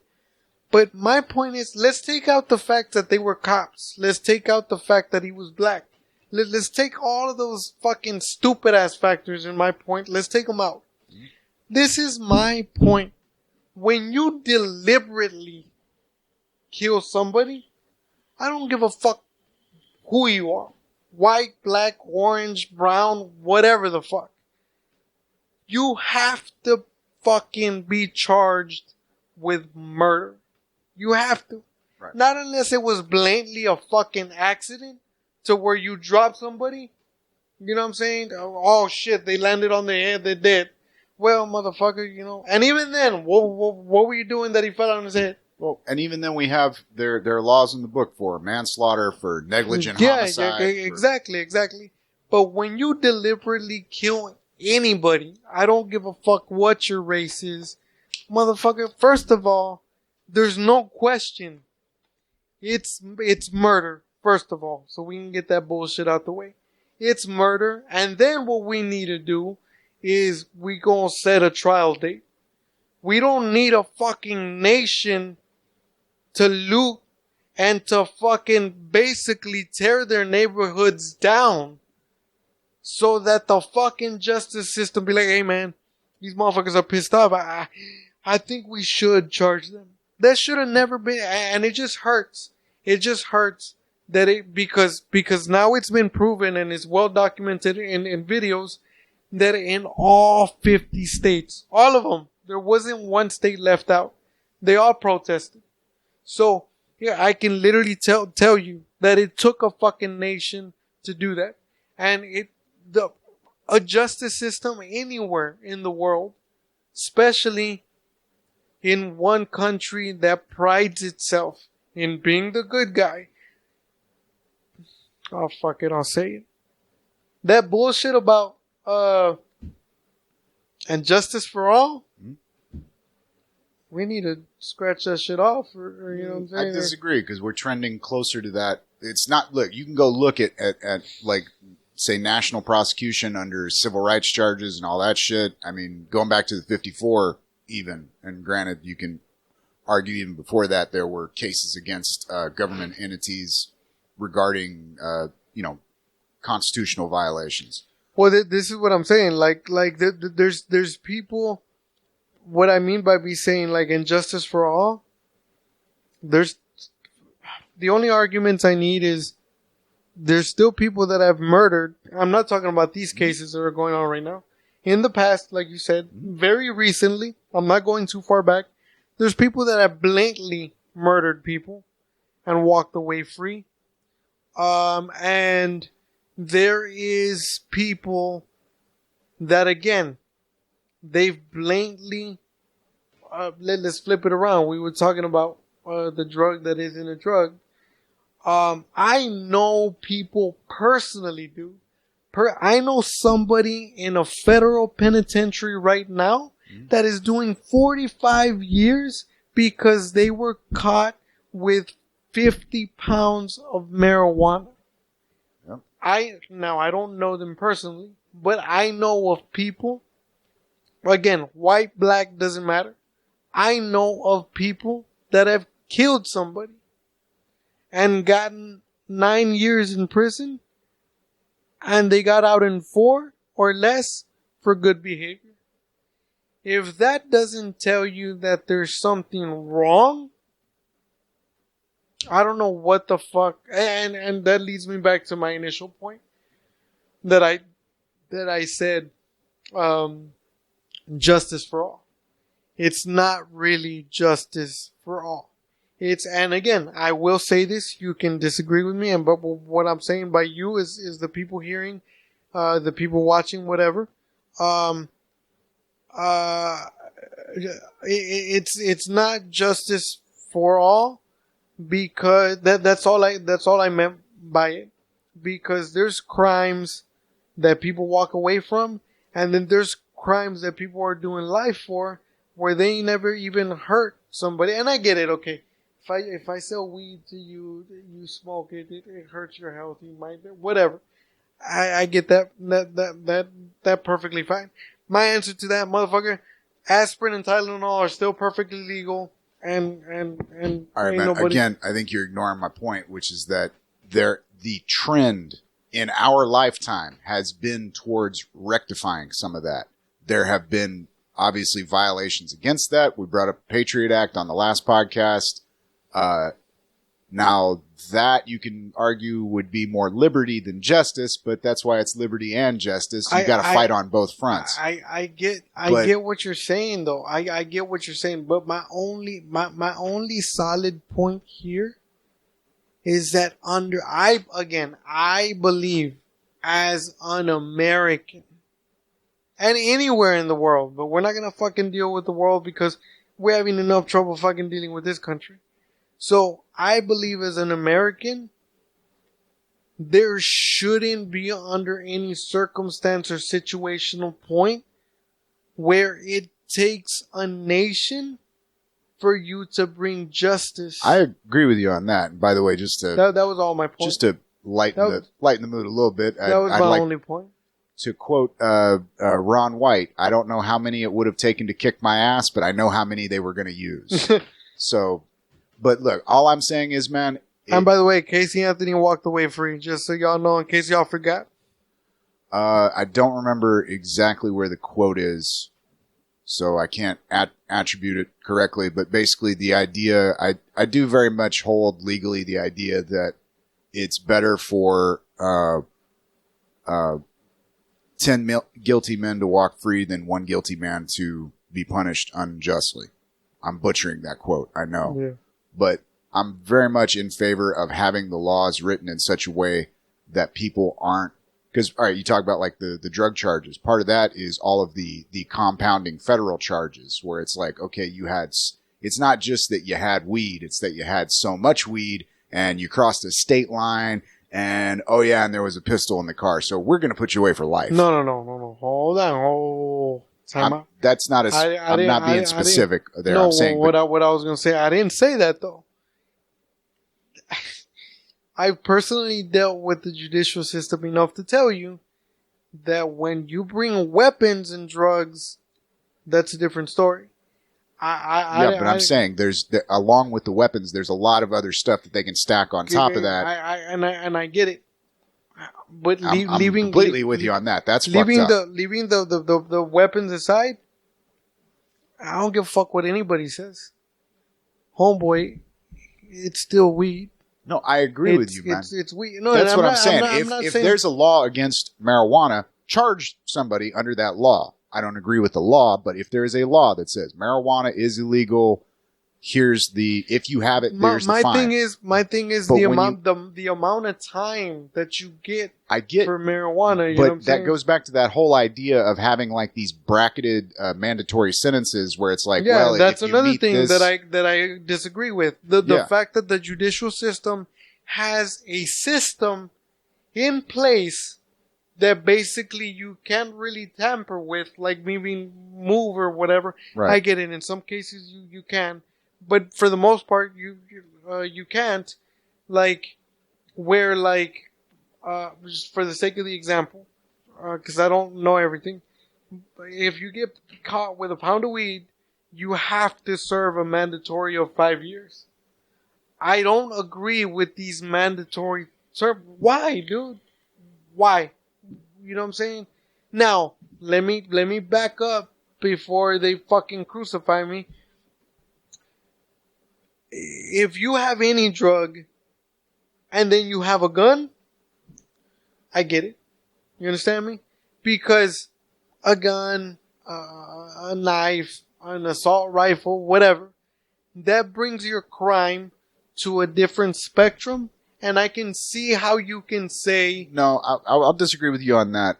Just because that is based on the same kind of concept of like, well, you know, okay, marijuana is illegal for personal use, but if you have like a pound of it, you must be distributing it and you're contributing to the, you know, moral degradation of the society, yada yada. Or if you have a gun, you're more likely to be violent. It's like, am I violent? Did you catch me doing a violent crime? Again, motherfucker, Tylenol's legal. Which Tylenol? The ones with codeine, you got to have a prescription for. But technically, it's still legal. Yeah, and if you use it right, it's not going to kill you, like most drugs. Same thing. Marijuana, if you use it right, it's not going to kill you. And in our lifetimes, we have moved closer towards the acceptance of that concept as a society. I get that part, but I think we're kind of getting off the like the initial I think we're point. right on it. You saying No, that, the initial point. you wanted to scratch the justice for all out of the documents. I understand. I'm just saying, I disagree with you in that I think there's more we live in a more just society now than... Oh, and well, my only point with that was the point that I made before that I don't believe under any circumstance for anybody, whether you're white or black or brown or whatever the case is, race shouldn't even fucking be a thing. When it comes to these crimes, right? Right. Is what I'm saying. So and legally speaking, it's not. It has to deal with the people that are involved in the individual situations, the officers, the prosecutors, the judges. But it is the juries. You know what I'm saying? So the juries, exactly. So what I'm saying is, like, my only point, man, is that it really hurts that in a nation that claims to be so free and so for justice and all this other fucking bullshit and whatnot, like, it took a nation to fucking bring... You keep saying that, and my point about bringing up the Ron White quote is, like, all right, there was shit going on in Minneapolis where this occurred. You know, this was happening within the state of Minneapolis, Minnesota. Yeah. The entire reason the state prosecutor got involved was because of the national shit, but the local prosecutor was already moving forward with the third-degree charges. I get that. I'm not saying the pressure didn't help, but you keep saying as a nation had to do this. We don't know that, but we do know that a nation having done it led to a lot of... We don't... Motherfucker, you can't make statements like that.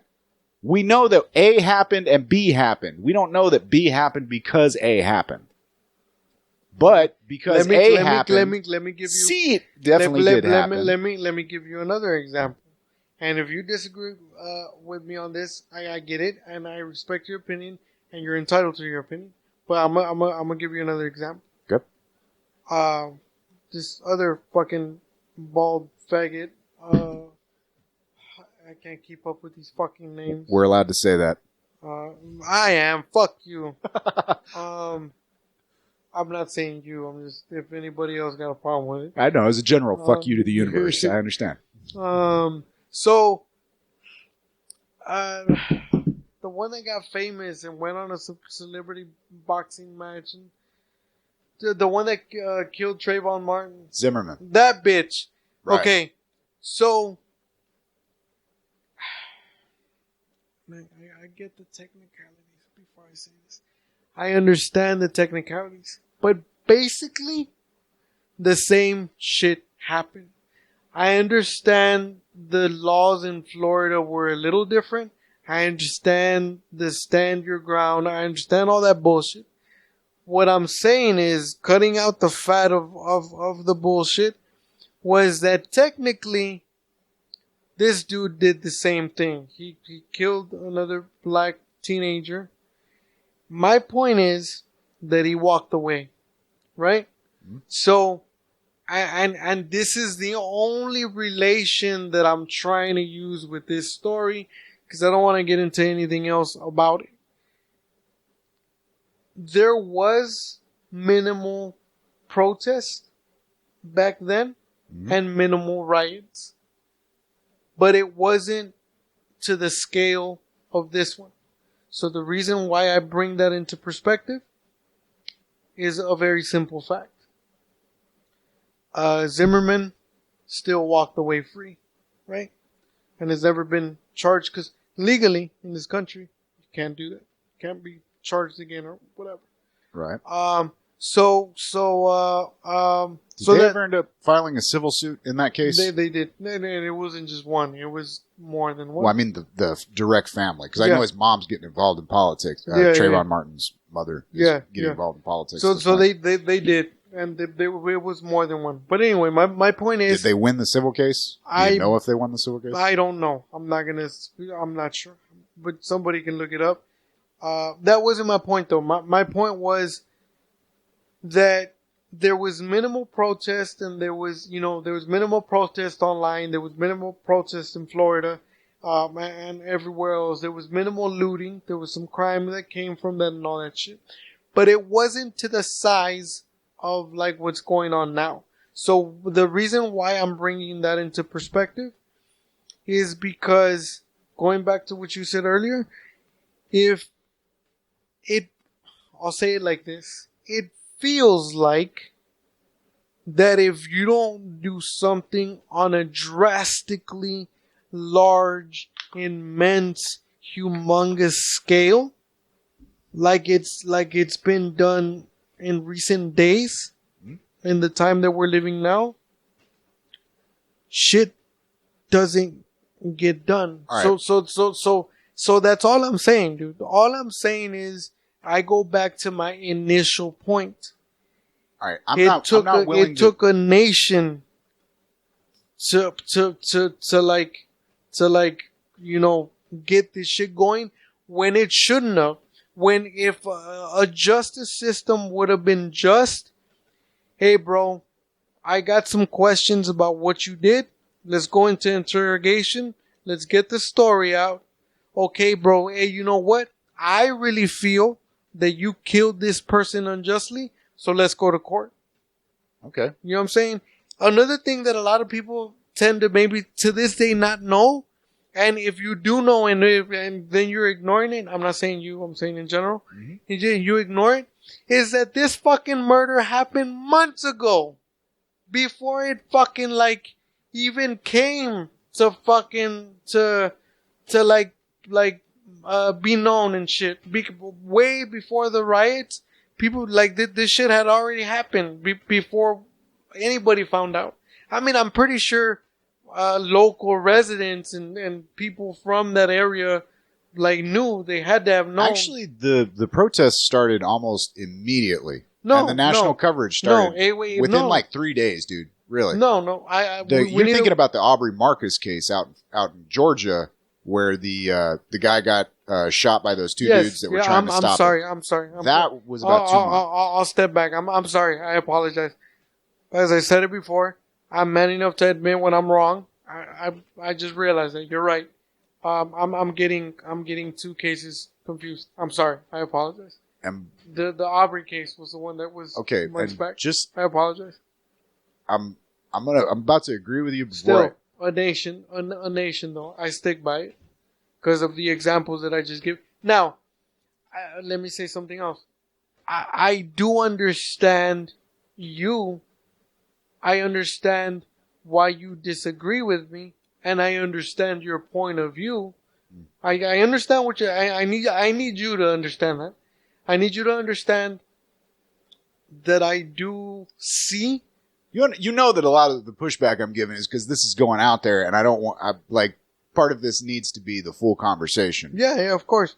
And I don't, like I said it before, I don't shy away from the points that I make strongly, and I'm fine with it. Fine with backlash. I'm fine with whatever the fuck I don't care whatever anyone wants to say. So right. what I'm saying is, I understand your point of view and I understand why you're saying what you're saying. I just don't agree with it. I just my response to it, I guess, is on the level that I think it is at least maybe not fucking detrimentally, but at least minimally negligently irresponsible to make that broad of a statement, because there have been results that are obviously because of the national look, the case in Atlanta, going back to Georgia with the cops that shot the guy in the Wendy's parking lot. Dude, I could rebuttal to you with this. You're white, I'm Mexican. Dude, today we can use the same restroom, right?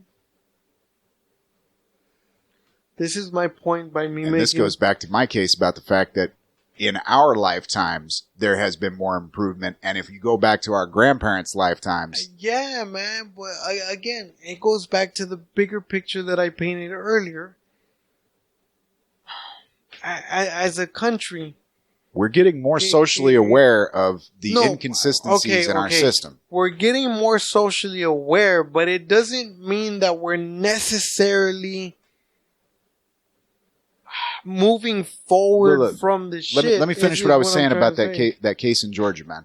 If you go and watch, I don't know if you've followed any of that. I went and watched the whole video that's been released, the dash cam. What video? Which one are we talking about? The two officers I'm sorry. What case are we talking about? Is what I'm saying. The guy that got stopped in the Wendy's parking lot, and he was passed out in the drive-thru at the Wendy's. Cop comes up. This is not the Pancake House, right? Wendy's in Atlanta, Georgia. Because there's one at the Pancake House. The fuck? Yeah, in Atlanta. Okay, the one they just recently burned down in protest was a Wendy's. No. There was a black man that was killed at a Pancake House in Atlanta. I haven't heard about. But this was like a year ago. No. This was okay. I think I know which one you're talking about. Yeah, that was just real quick in parentheses here. The fact that we have to go back and forth and figure out which one we're talking about is a problem within itself. All right, go ahead. Let's get that out of the way first, man. You brought up Trayvon Martin, the George Floyd case. Fuck it. Let's go with the Wendy's house one. Okay. The only thing that ties those together is whether or not the individual was charged and the color of the victim. That's really it, man. The laws in Georgia, the reason that case with Zimmerman came out the way it was is because the way the laws in Georgia. That was in Florida. Florida. Fuck. See? Exactly my point. Go ahead. Yeah, but this is what I'm saying, man, is a lot of these cases, it's not necessarily just, okay, the Ahmed Arbery case in Georgia, that was a failure of the prosecutor. That wasn't, the cops did their fucking job. The, all of the front end was handled. I'm gonna pull a Kanye West and I'm gonna let you finish, but Beyonce had the best album. But and I am gonna let you finish. But I just want to say, man, I get it. I get the technicalities. But my only point is, even in that case, there shouldn't be so much shit for you to get to point B. Either I agree. I'm just saying it's not as simple as a through line. And I get it. I understand that it's not as simple as a through line, but I also understand that it's not as difficult as they make it out to see. Motherfucker, if you killed somebody, you killed somebody. Okay. You understand what I'm saying? Again, let me finish this about the case in Georgia right now. Go ahead. They stopped. The guy was asleep in his car in the Wendy's parking lot. Cop shows up, gets him to park the car, talks with him for a couple minutes, waits for another cop to show up. They do a field sobriety test and then go to arrest the guy. The guy tries to run. They wrestle with him on the ground. They try to tase him. Guy takes the taser, starts to run away, tries to fire the taser back over his shoulder. At that point, the cop pulls his gun, shoots the guy. Now, fucked up situation. I've got many issues with like I said, I went and watched the whole fucking, little 20-minute video, all the shit that got released. That was one of those situations that's frustrating as hell, because frankly, if you find a guy drunk enough that he's asleep in a Wendy's parking lot, tow his car and make him get a fucking cab home. Unless you're just trying to get the fucking ticket on the guy, he's in a parking lot. You didn't see him doing anything. Exactly. But aside from that, by the way, just so you know, when I was arrested, 11 years ago now, it's the last time I was in trouble. Same scenario. I was in a parking lot. The reason they fucked me, and this is all the police officer used. The reason I got fucked was just because I was in the driver's seat. And the keys were in the ignition. That's why I was fucked. And it pissed me off even more when the police officer had the balls to tell me, once I was cuffed, he had the balls to tell me, had the keys been in your pocket, it might have been a different story.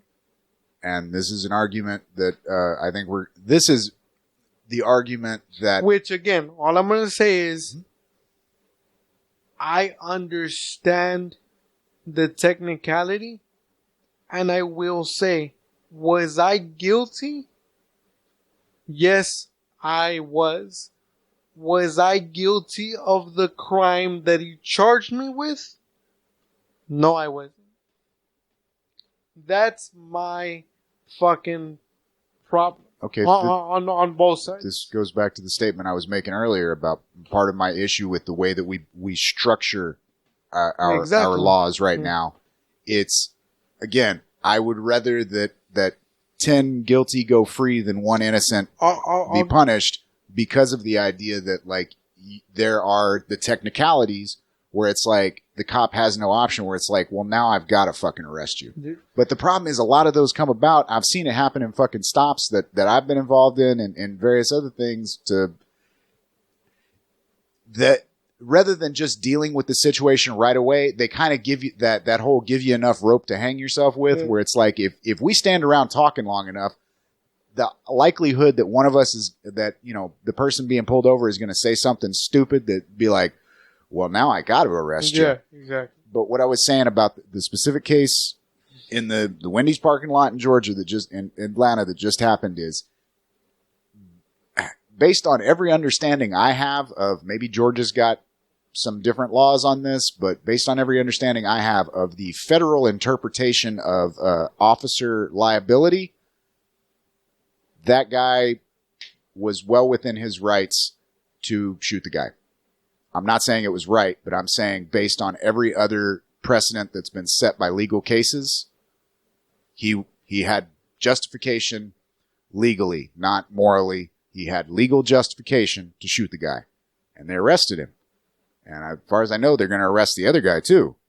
So this is going to be some interesting shit. Now, maybe I may be misunderstanding. And this is the Wendy's person. Yeah. Now, now that I'm saying that, they may not have actually arrested him at this point, but they were definitely the prosecutor was looking at charges in what almost in any other circumstance would have been a clear-cut case of the cops coming out and going, yeah, no, justified shooting. So there's the conversation's getting started, and there are going to be results coming out of this. What I'd like to see is the pressure being put at the right places, man.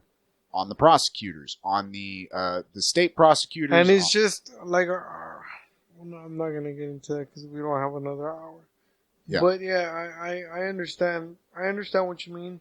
And the closing off of some of the state programs involving the militarization aspect. That's... And see, man, the thing is that, like, again, I don't shy away from these conversations. And I can have this conversation with anybody. It's just going back to the looting and the protest and people getting upset. Me myself, dude, like, I was really bothered by something somebody told me. It was one of my friends. She said, man, again? Because of what we're talking about? They brought it up to begin with, right? And they was like, again? And she said, don't you get tired of, like, talking about, you know, this and what they're doing to the black people? And it really bothered me. But I'm going to tell you what bothered me, because I told her, I was like, if you get tired of listening, and if I get tired of talking about it, don't you fucking think that they get tired of being killed and being shot? Don't you think they moms are tired of fucking going through this pain when they really shouldn't be going through it? But I'm sorry, because you're tired of fucking hearing me talking about it. And then I told her, then you brought up the fucking subject. I didn't even, you know what I'm saying? So like that's, and I've come to grips with it, and this is where, like, I'm on the other side of it. I've come to realize, and people are gonna hate me for saying this, but it's the truth, man. Not unless a miracle from whatever it is that you believe in not unless a real huge, humongous, the size of the universe miracle happens, this shit's not gonna, it's not gonna end. Like what I'm saying that's not gonna end is like killings over the color of somebody's skin is not gonna end. It's just, it's not, and it sucks. It sucks because it sucks that I have to say that we have to like learn to live with it. But going back to the point that I said an hour ago, and I'm not, how can I, fuck it. It's like poverty. Poverty is never gonna go away. But you just have to figure out a way to cope with it and do what you can to contain as much as you can with it. And I just want to say something that I've said before in recent weeks. The only thing that for damn sure I refuse to do, and this is for everybody that has kids, and I hope that you find it in your heart to do the same thing. Something that I can control and something that I can do, something that I refuse to do, is tell my kid that what's going on right now is okay. I refuse. I will not tell my kid ever that judging anybody because of the hue of their skin is correct. I don't give a fuck who you are. So, and going along with like the protest, and I will tell her when she gets old enough to understand, I will tell her why this happened, and I'm gonna be very blunt with her, and I'm gonna tell her it wasn't right. But this did happen, and I'm sorry, hun, but in your lifetime, it'll continue to happen. My job as a parent is just to figure out a way to equip her with the right tools so that she is not the cause of it, and she also does not become the victim of it either. Which at times, even that, bro, you can't avoid. And we can take race out of it. But you're Sean, and to the world standards, Last time I checked. you're a normal human being.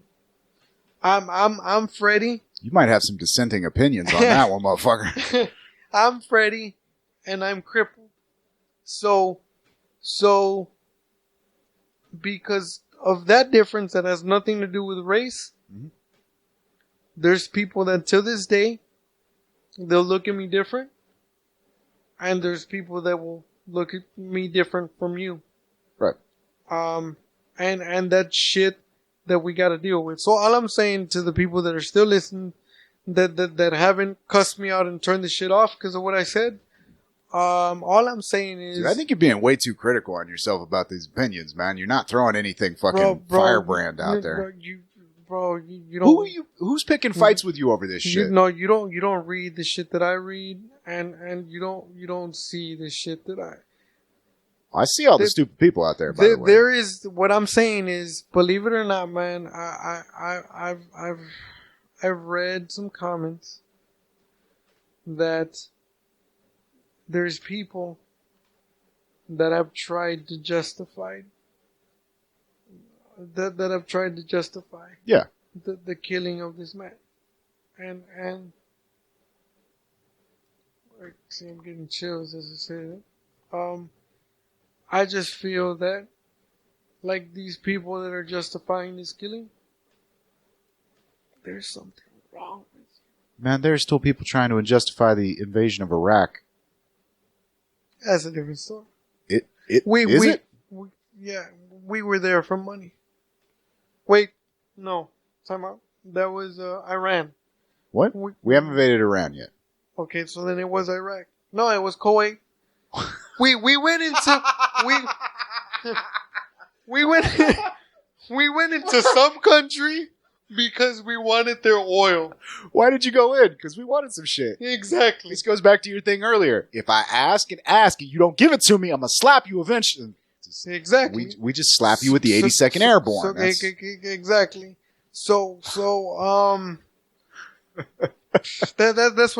That's my point to that. We were there because we wanted their oil. Why did we want their oil? Because we wanted their money. This wasn't and the excuse that we use, I mean, I'm not going to get into that because, like I said, we don't have another hour. But the excuse that we use is the excuse that we always use. Oh, they're being oppressed by their government. We got to go in there. We got to be the good guy. And we got to liberate them. Yeah, while we liberate them, we also going to take their money. My whole point was, man, there are broken motherfuckers out there that for one reason... There's too many, bro. There's too many broken ones. And there's too many in high positions that claim to be broken. So, Freddy, one of us here is a practicing Christian, and I'm pretty sure original sin goes along with that shit. I'm gonna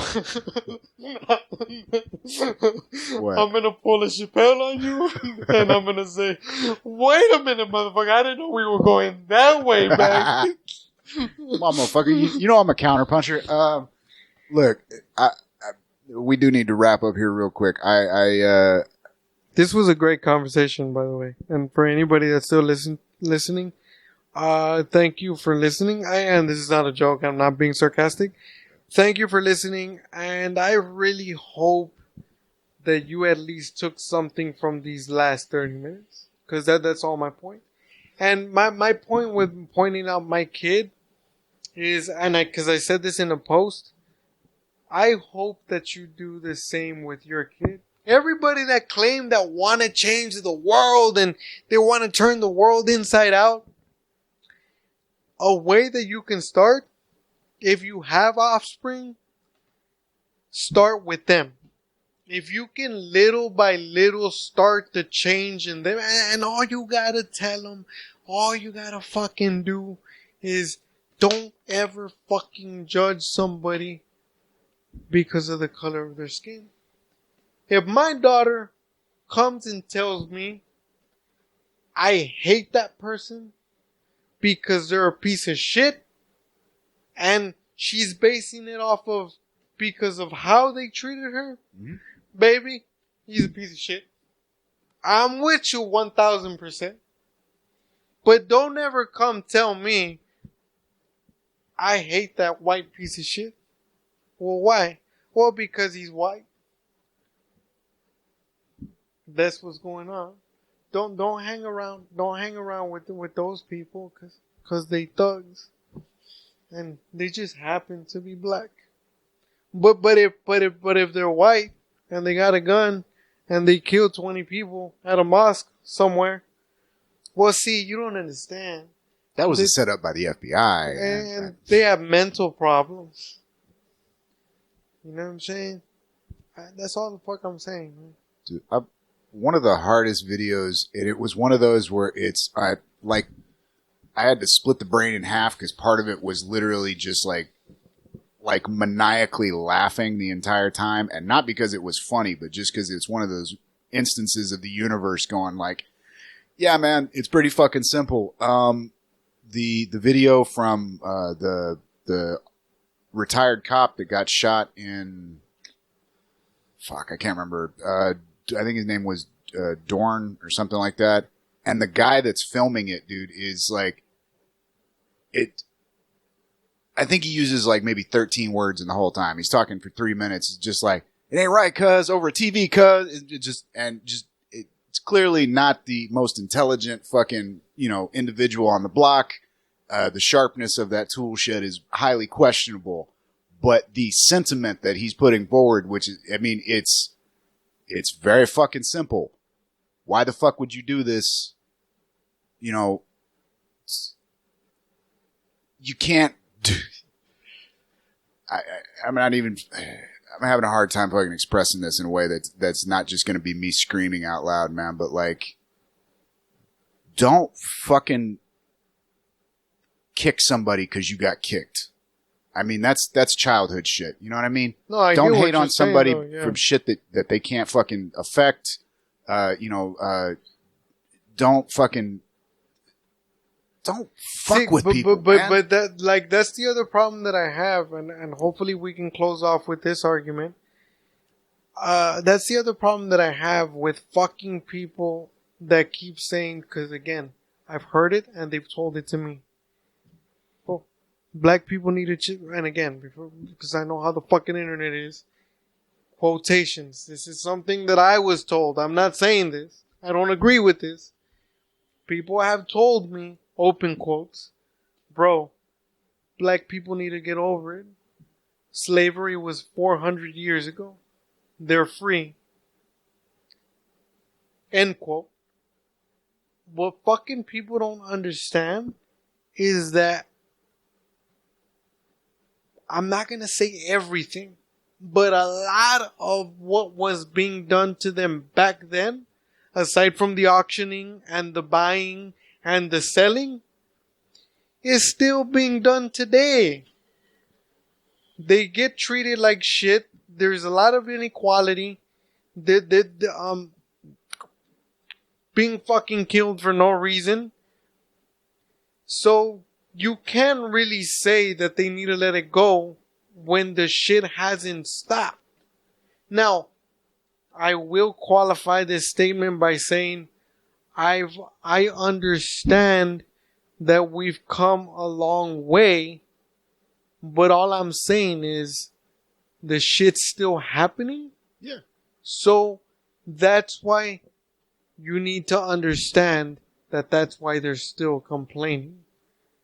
Motherfucker, if you keep hitting me, I'm gonna fucking keep telling you that it hurts. Right. Let's fuck, dude. So, you know what? Fuck it. We're gonna run a little bit long on this one. Shit. We may have to stop it right here, actually. Yeah. Just a second. We'll be right back.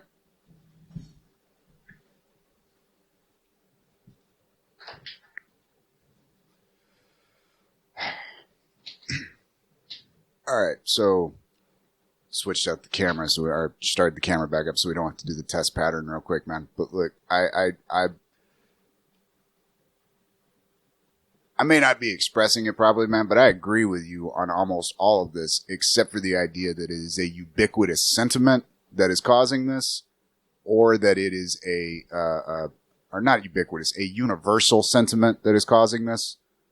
I don't think everybody's out here doing this shit for the same fucking reason. There are a lot of people that are out here doing this shit because they've got a completely separate issue that they're trying to...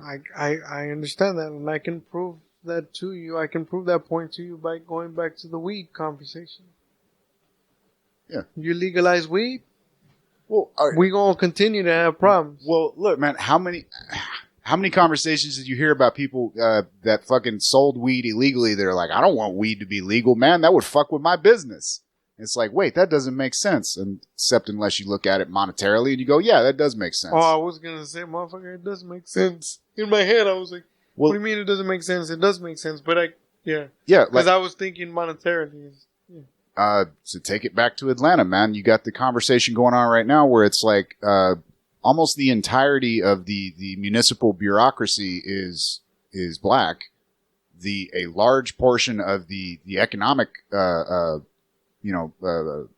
base in that city is black, and yet there is still a very clear and let's say vocal argument going on about whether or not that is still a systematically racist municipality. You know what I'm saying? Is it still are all these systems that are affecting the public, do these boil down to racism? In many cases, maybe it does. I'm going to vaguely say this, because again, if I go into detail, we're going to be here another hour. And I even cringe when I say it like this, because again, I would need to explain, but I'm not. But to answer your question directly, in some cases it does, and in some cases it doesn't. But, a big but, my point is that it shouldn't, period. What I'm saying is, if you get sentenced to life, if you get the chair, oh, well, you can't get the chair because they don't do that shit anymore. If you get the lethal injection, Right. it shouldn't be because you were white. It shouldn't be because you were black. They should base it on whatever your crime was, and that's okay. That's But it. where specifically in the system are we finding the cases where there is evidence that that is taking place? Because a lot of what's being said, the sentiment, like we were talking about, like, you know, say Kendrick Lamar coming out and making a statement or not coming out and making a statement. It's like, okay, what do you want him to say? Fuck who it is you want him to say. Like, what do you think a lot of these people are going to say? No, but you got to understand. Like, is there a statement? You got to understand, like, that point too. The clear point there is the little, what I said earlier, the little people, all they want is they want their bigger voice, in this case Kendrick Lamar, to come out and say something because they can't speak loud enough. I believe, now I can't tell you that this is truth because I'm not them and I'm not there, but I believe that the people that are saying that, I think that's their only point.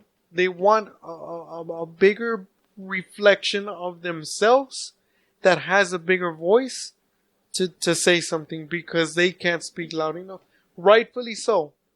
If that's their point, I understand you. Nah, I'm gonna call bullshit, man. Stop looking to other people to speak for you, man.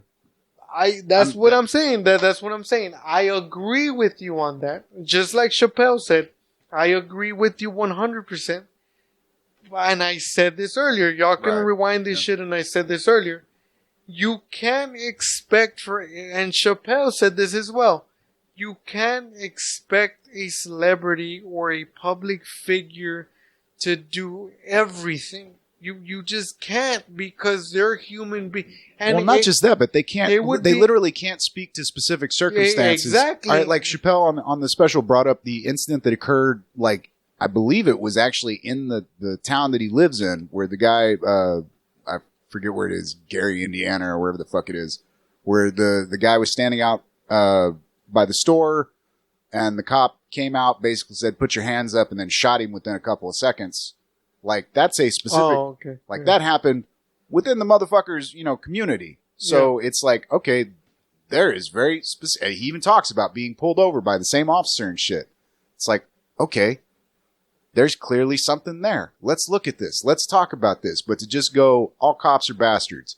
Well, it's a bit of a bastard. I didn't. No. But I'm saying that if there is a through line that is being, that is coming forward in all of this, it's not we're getting fucked is the major sentiment, which is, I agree, but what you want to fucking elucidate on that? You want to like articulate or articulate on that?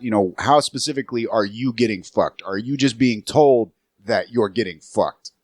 Like, I'm not saying you're not getting fucked. That goes back to the point of, like, which this point I don't agree with either. The thought of, like, oh, well, it's not happening to me, so it doesn't matter. I think that's a selfish thought. You know what I'm saying? Okay, but here's the thing, man. If I want to show something happens in your community here in McAllen, I don't live in McAllen, but, I know people in McAllen. I want to be supportive in McAllen. Why the fuck am I going to go protest the Edinburgh PD? I got my own beefs with the Edinburgh PD. I get that. But it goes back to what I said about the little voice and the big voice. Right. But my I guess where I'm trying to get to, man, is I understand the urge to have the populist sentiment of, let us rise up as one voice as a nation and be heard. But if there isn't a specific, like, look, man, we know that Republicans and Democrats are a fucking problem, not because of any specific thing that they say, but because of the fact that they are a monolithic entity. So that the Republicans and fucking, hell, the Republicans in North Texas don't speak for the fucking Republicans in South Texas, nor the Democrats. You know what I'm saying? So it's the idea of a mass movement in which your specific grievances are not being addressed should be held under suspicion. I guess is where I want to get to that, man.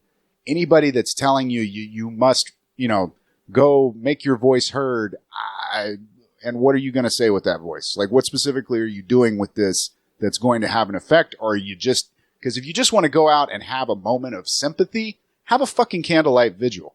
Because that's all you're fucking doing. No, but I don't think that's what they're going for and what they're doing.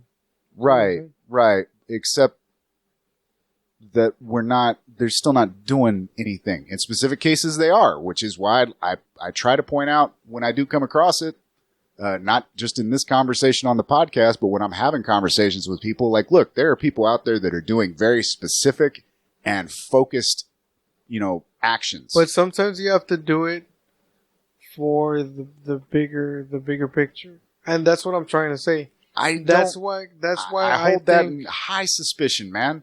This whole fucking higher ideal shit gets real fucking slippery real fucking fast, man. I'll give you a very broad example. Racism. Yeah, racism is one of those ideas where most of the people who are racist probably have never had anybody of whatever specific color, creed, race. Like, what specific, you box in some little fucking... what I'm saying is, with problems like that, I feel that you don't have to be as specific, and that's what I mean, doing it for the bigger picture. So there's people... I think you have to be very specific. As far as what? When it comes to racism? Okay, how about actually trying to point out racism? Like the case with George Floyd. We don't know what that fucking officer's motivations were. There seems to be at least some indication that he knew the motherfucker personally, and this may have been a personal fucking vendetta situation. We don't know if that's the case, but the indication that this was done specifically... When you say things like that, I'm not saying that that's what you're saying, but I'm just telling you what it sounds like. When you say things like that, that's like... It just sounds like...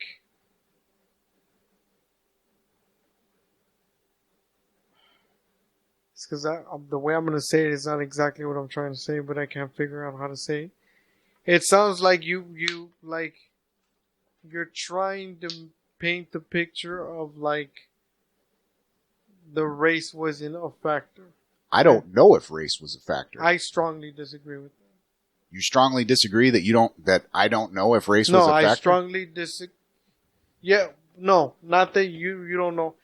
What I'm saying is I strongly feel that race was the factor. I strongly feel that had it been, and I don't have shame in admitting this, I strongly feel that if that man had been white, he would be alive today. Based on what? Based on the officer's previous history. That's one thing. And that shit that I didn't even know. I didn't find that out until like 2-3 weeks ago. Right.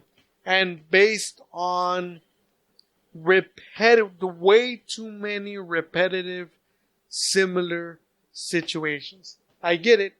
Different people, different police officers, but the same shit. And how ironic that some of the other police officers in the other cases also had a rap sheet per se.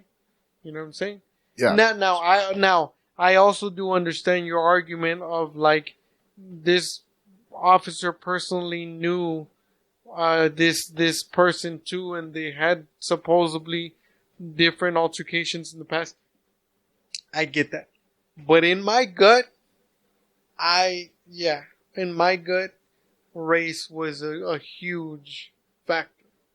I feel it, and I don't know if it's maybe because it's just played out too many times before, and shit like that. I mean, okay. And by the way, I'm not saying you shouldn't have a gut reaction to fucking situations. I mean, I've been accused of being a little bit too quick to judge to moral value standard judgments myself, but the again the surge of a populist sentiment based on overgeneralizations doesn't serve us any purpose except to highlight that is a concern. But clearly we are, as a nation, concerned about racism, but what in these specific instances are we, dealing with here? Like, that's the only point I'm trying to make.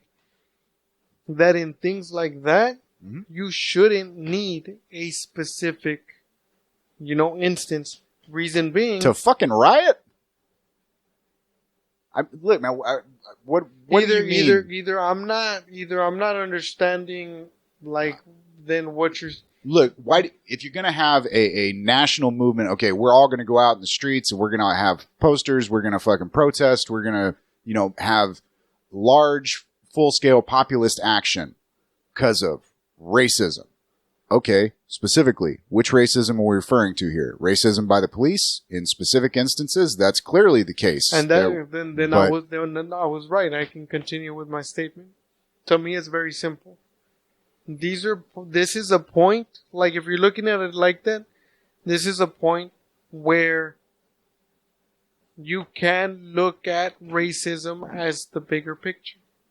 Because racism is the matter of this whole shit that trickles down. So whether it be racism that what do you call it? That triggers police brutality, or racism that triggers brutality between civilians, whatever the case may be. But the point is that the problem is the racism, which we have both agreed that period shouldn't exist. So the only thing now, is it ever going to go away? I feel that it's not. Now, the only thing I'm trying to say is that the point that I've had in this whole conversation is that this is why most people, I'm not going to say all of them, because you're right, other people may have different motives. I don't doubt that there may be people that are just doing it just to do it. You see somebody running, you join, and that's it. There's those people too. But I do think that the bigger picture, the bigger sentiment is these people are coming together like because of that. And like I said, the only other trigger to that is that after a while, you get tired of asking. You didn't. Well, again, I don't want to get into that because we don't have another 2 hours. But you just get tired. Again, I don't agree with the looting and the violence, but that comes about when somebody gets tired of like asking. Now, should there be consequences for your looting and your criminal acts and all that? Yes, there should be consequences, because black and white, you still, and I don't mean that literally. I know. But black and white, you did technically break a law, so I get it. This is why I'm saying I don't agree with the action of like looting, but I understand it. And my only point to that is that if we as a nation started from the top to the bottom, just understood it, just understand, really, really wrap your head around it, as into why the people are looting, I think that we could have a better outcome next time, whenever there is a next time.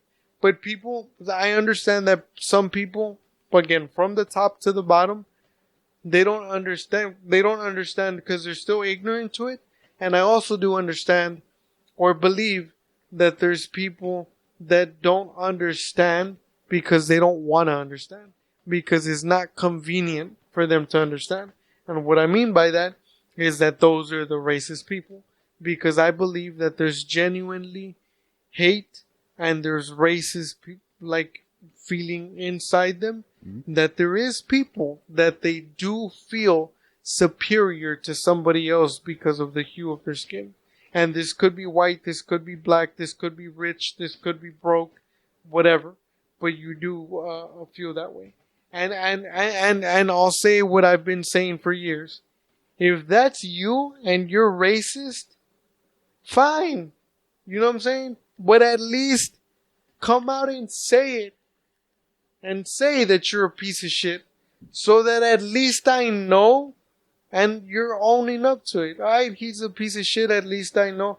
But don't be a bitch about it and be like, oh, I'm not racist, I'm just American.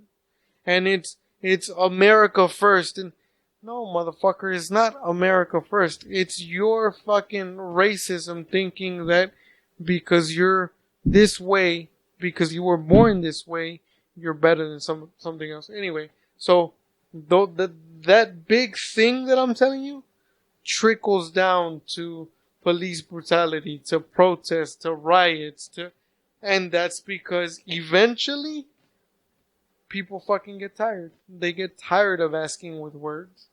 And again, I will reiterate, because I don't want my words to be taken out of context. I don't agree with the looting, and I don't agree with the riots violently, but I understand them. Is all the fuck I'm saying. And I will end this on this note. All of this shit is happening because this country chose to not deal with a sleeping giant that now has been awoken. And now they don't want to deal with that. They don't want to deal with Godzilla. Godzilla came out of the water when for a long time it was underwater and it will only peek its head at some point. But they were like, oh, let's just brush it off. Just brush it off. It's just a head. Now it awoke and they didn't want to deal. And I get that too. I understand why some people don't want to deal with it, because it's hard, because it's difficult. And it all starts because these conversations that we're having, they're not being had at the higher level. Yeah. Now they are being started to happen, but I do feel, I don't want to say that it's too little, too late, but we're way behind in the game. Is all I'm saying. Okay, and part of my push on being very specific about it is when you're dealing with people who have, say, complicated motivations. You know, there are a lot of people that are, you know, against the protests that are not. They're like, yeah, no, police brutality is bad. Racism is bad. But I'm against this for X, Y, and Z. Whether that's financially motivated, whether that's some sort of, I don't know, civil sentiment of, you know, don't block the roads. And food for thought that I do want to leave the audience with, because I always like doing this to the audience, kind of like when you fuck somebody and you pull out before you nut. There is a part of me, and people are going to call me crazy again, but there is a part of me that thinks or feels that all of this shit that's going on right now, like the protest, very bad and very wrong what happened to George Floyd and their family. My deepest condolences and everything. It's horrible. It's not what I'm trying to say. I'm not trying to be a dick. But what I'm saying is, I also do feel that all this attention that has been directed to the protests and the violence and all this shit, I have thought that it's because our beautiful government and the world governments are trying to stray our attention from something else that is much bigger. I think there are opportunists on all sides, man. Yeah. These motherfuckers up in Seattle that have like taken over the police precinct and are trying to do some little breakaway secessionist state. Like, hey, they don't give a fuck about this shit. They did this because they wanted to. Not only that, but I really do mean like the governments. The governments. No, but I'm saying that motivation on both sides. Yeah. Like, look, there are a lot of the shit that they're talking about pushing through as far as federal legislation. It's like, we already have federal legislation about this shit. Like, if anything, we need you to repeal some federal legislation. Like the whole giving cops, you know, tanks and shit like that. That's not a good fucking idea. I agree with it. I'm just saying, if you come to people with specific grievances or a specific message of this is the grievance, this is the action we want to take, these are the results we want to achieve, more often than not, you can get people to make their own motivation for that. Because look, people make choices on sentiment on emotion, and then they try to logically justify it. I get it. So I agree with you. That's what I'm saying. I'm sorry. Let me take that back. That's the part that I'm saying. I don't entirely agree with you, but I understand what you're saying. I completely understand your point. And with that being said, I want to close this out by saying, like I said, if you didn't take anything away from all of this shit, I stick to what I said earlier. If you really are dire to like make a dire change in society, and you want to be a big change, is so people want to fucking scream at the top of their lungs, start with your offspring. Start with your kids, and you will see a change yourself. Don't teach your kids racism. Don't do it. And you'll make a huge change just with that. And you yourself, if you're already a grown up, don't be racist. Exactly. And don't be an asshole. Just or you can be an asshole. I mean, that's up to you. But just don't base it because of somebody's color of their skin or disability or make a logical and reasonable argument. Yeah, if somebody's being it's true. If somebody's being a dick with you, I'm right there with you. If he's white, black, but he's just being a dick, I'm there with you 100%. I got you. But don't make it because of somebody's colored skin or whatever. It's all the fuck. And don't tell, like I said, don't tell your kid that it's okay. And don't ever tell your kid you're better than him because you're white and he's black, or you're black and he's white, or whatever. That's all I wanted to say. That and with that being said, we really got to go, ladies and gentlemen, because I need waffles in my life, and we headed in your direction. I think. Don't fuck up my waffles this time, please. The bouncing brains are headed your way. IHOP. Send me that sponsorship money. I hope. Send us that sponsorship money. Get you some IHOP if you're anywhere near one. If not, Bite Squad and them motherfuckers can take you some too. Shout out to Bite Squad. Send me that check too. Y'all can still find me on Instagram. I'm still on that Instagram. I'm not on Facebook still. Facebook need to quit their shit. And I might come back on. I don't even think they give a shit about me. But, it's all in Chinese now. Did I tell you? Never mind. Oh, shit. No, but y'all can find me, on Instagram. Other than that, that's all I got. We going to IHOP. All right. Don't find me at IHOP though. I'm not telling you which one I'm going to. Going 3 towns over just to avoid you motherfuckers. If you want to find me, it's hatfieldstandup@gmail.com, as well as Hatfield Standup on Facebook and Twitter.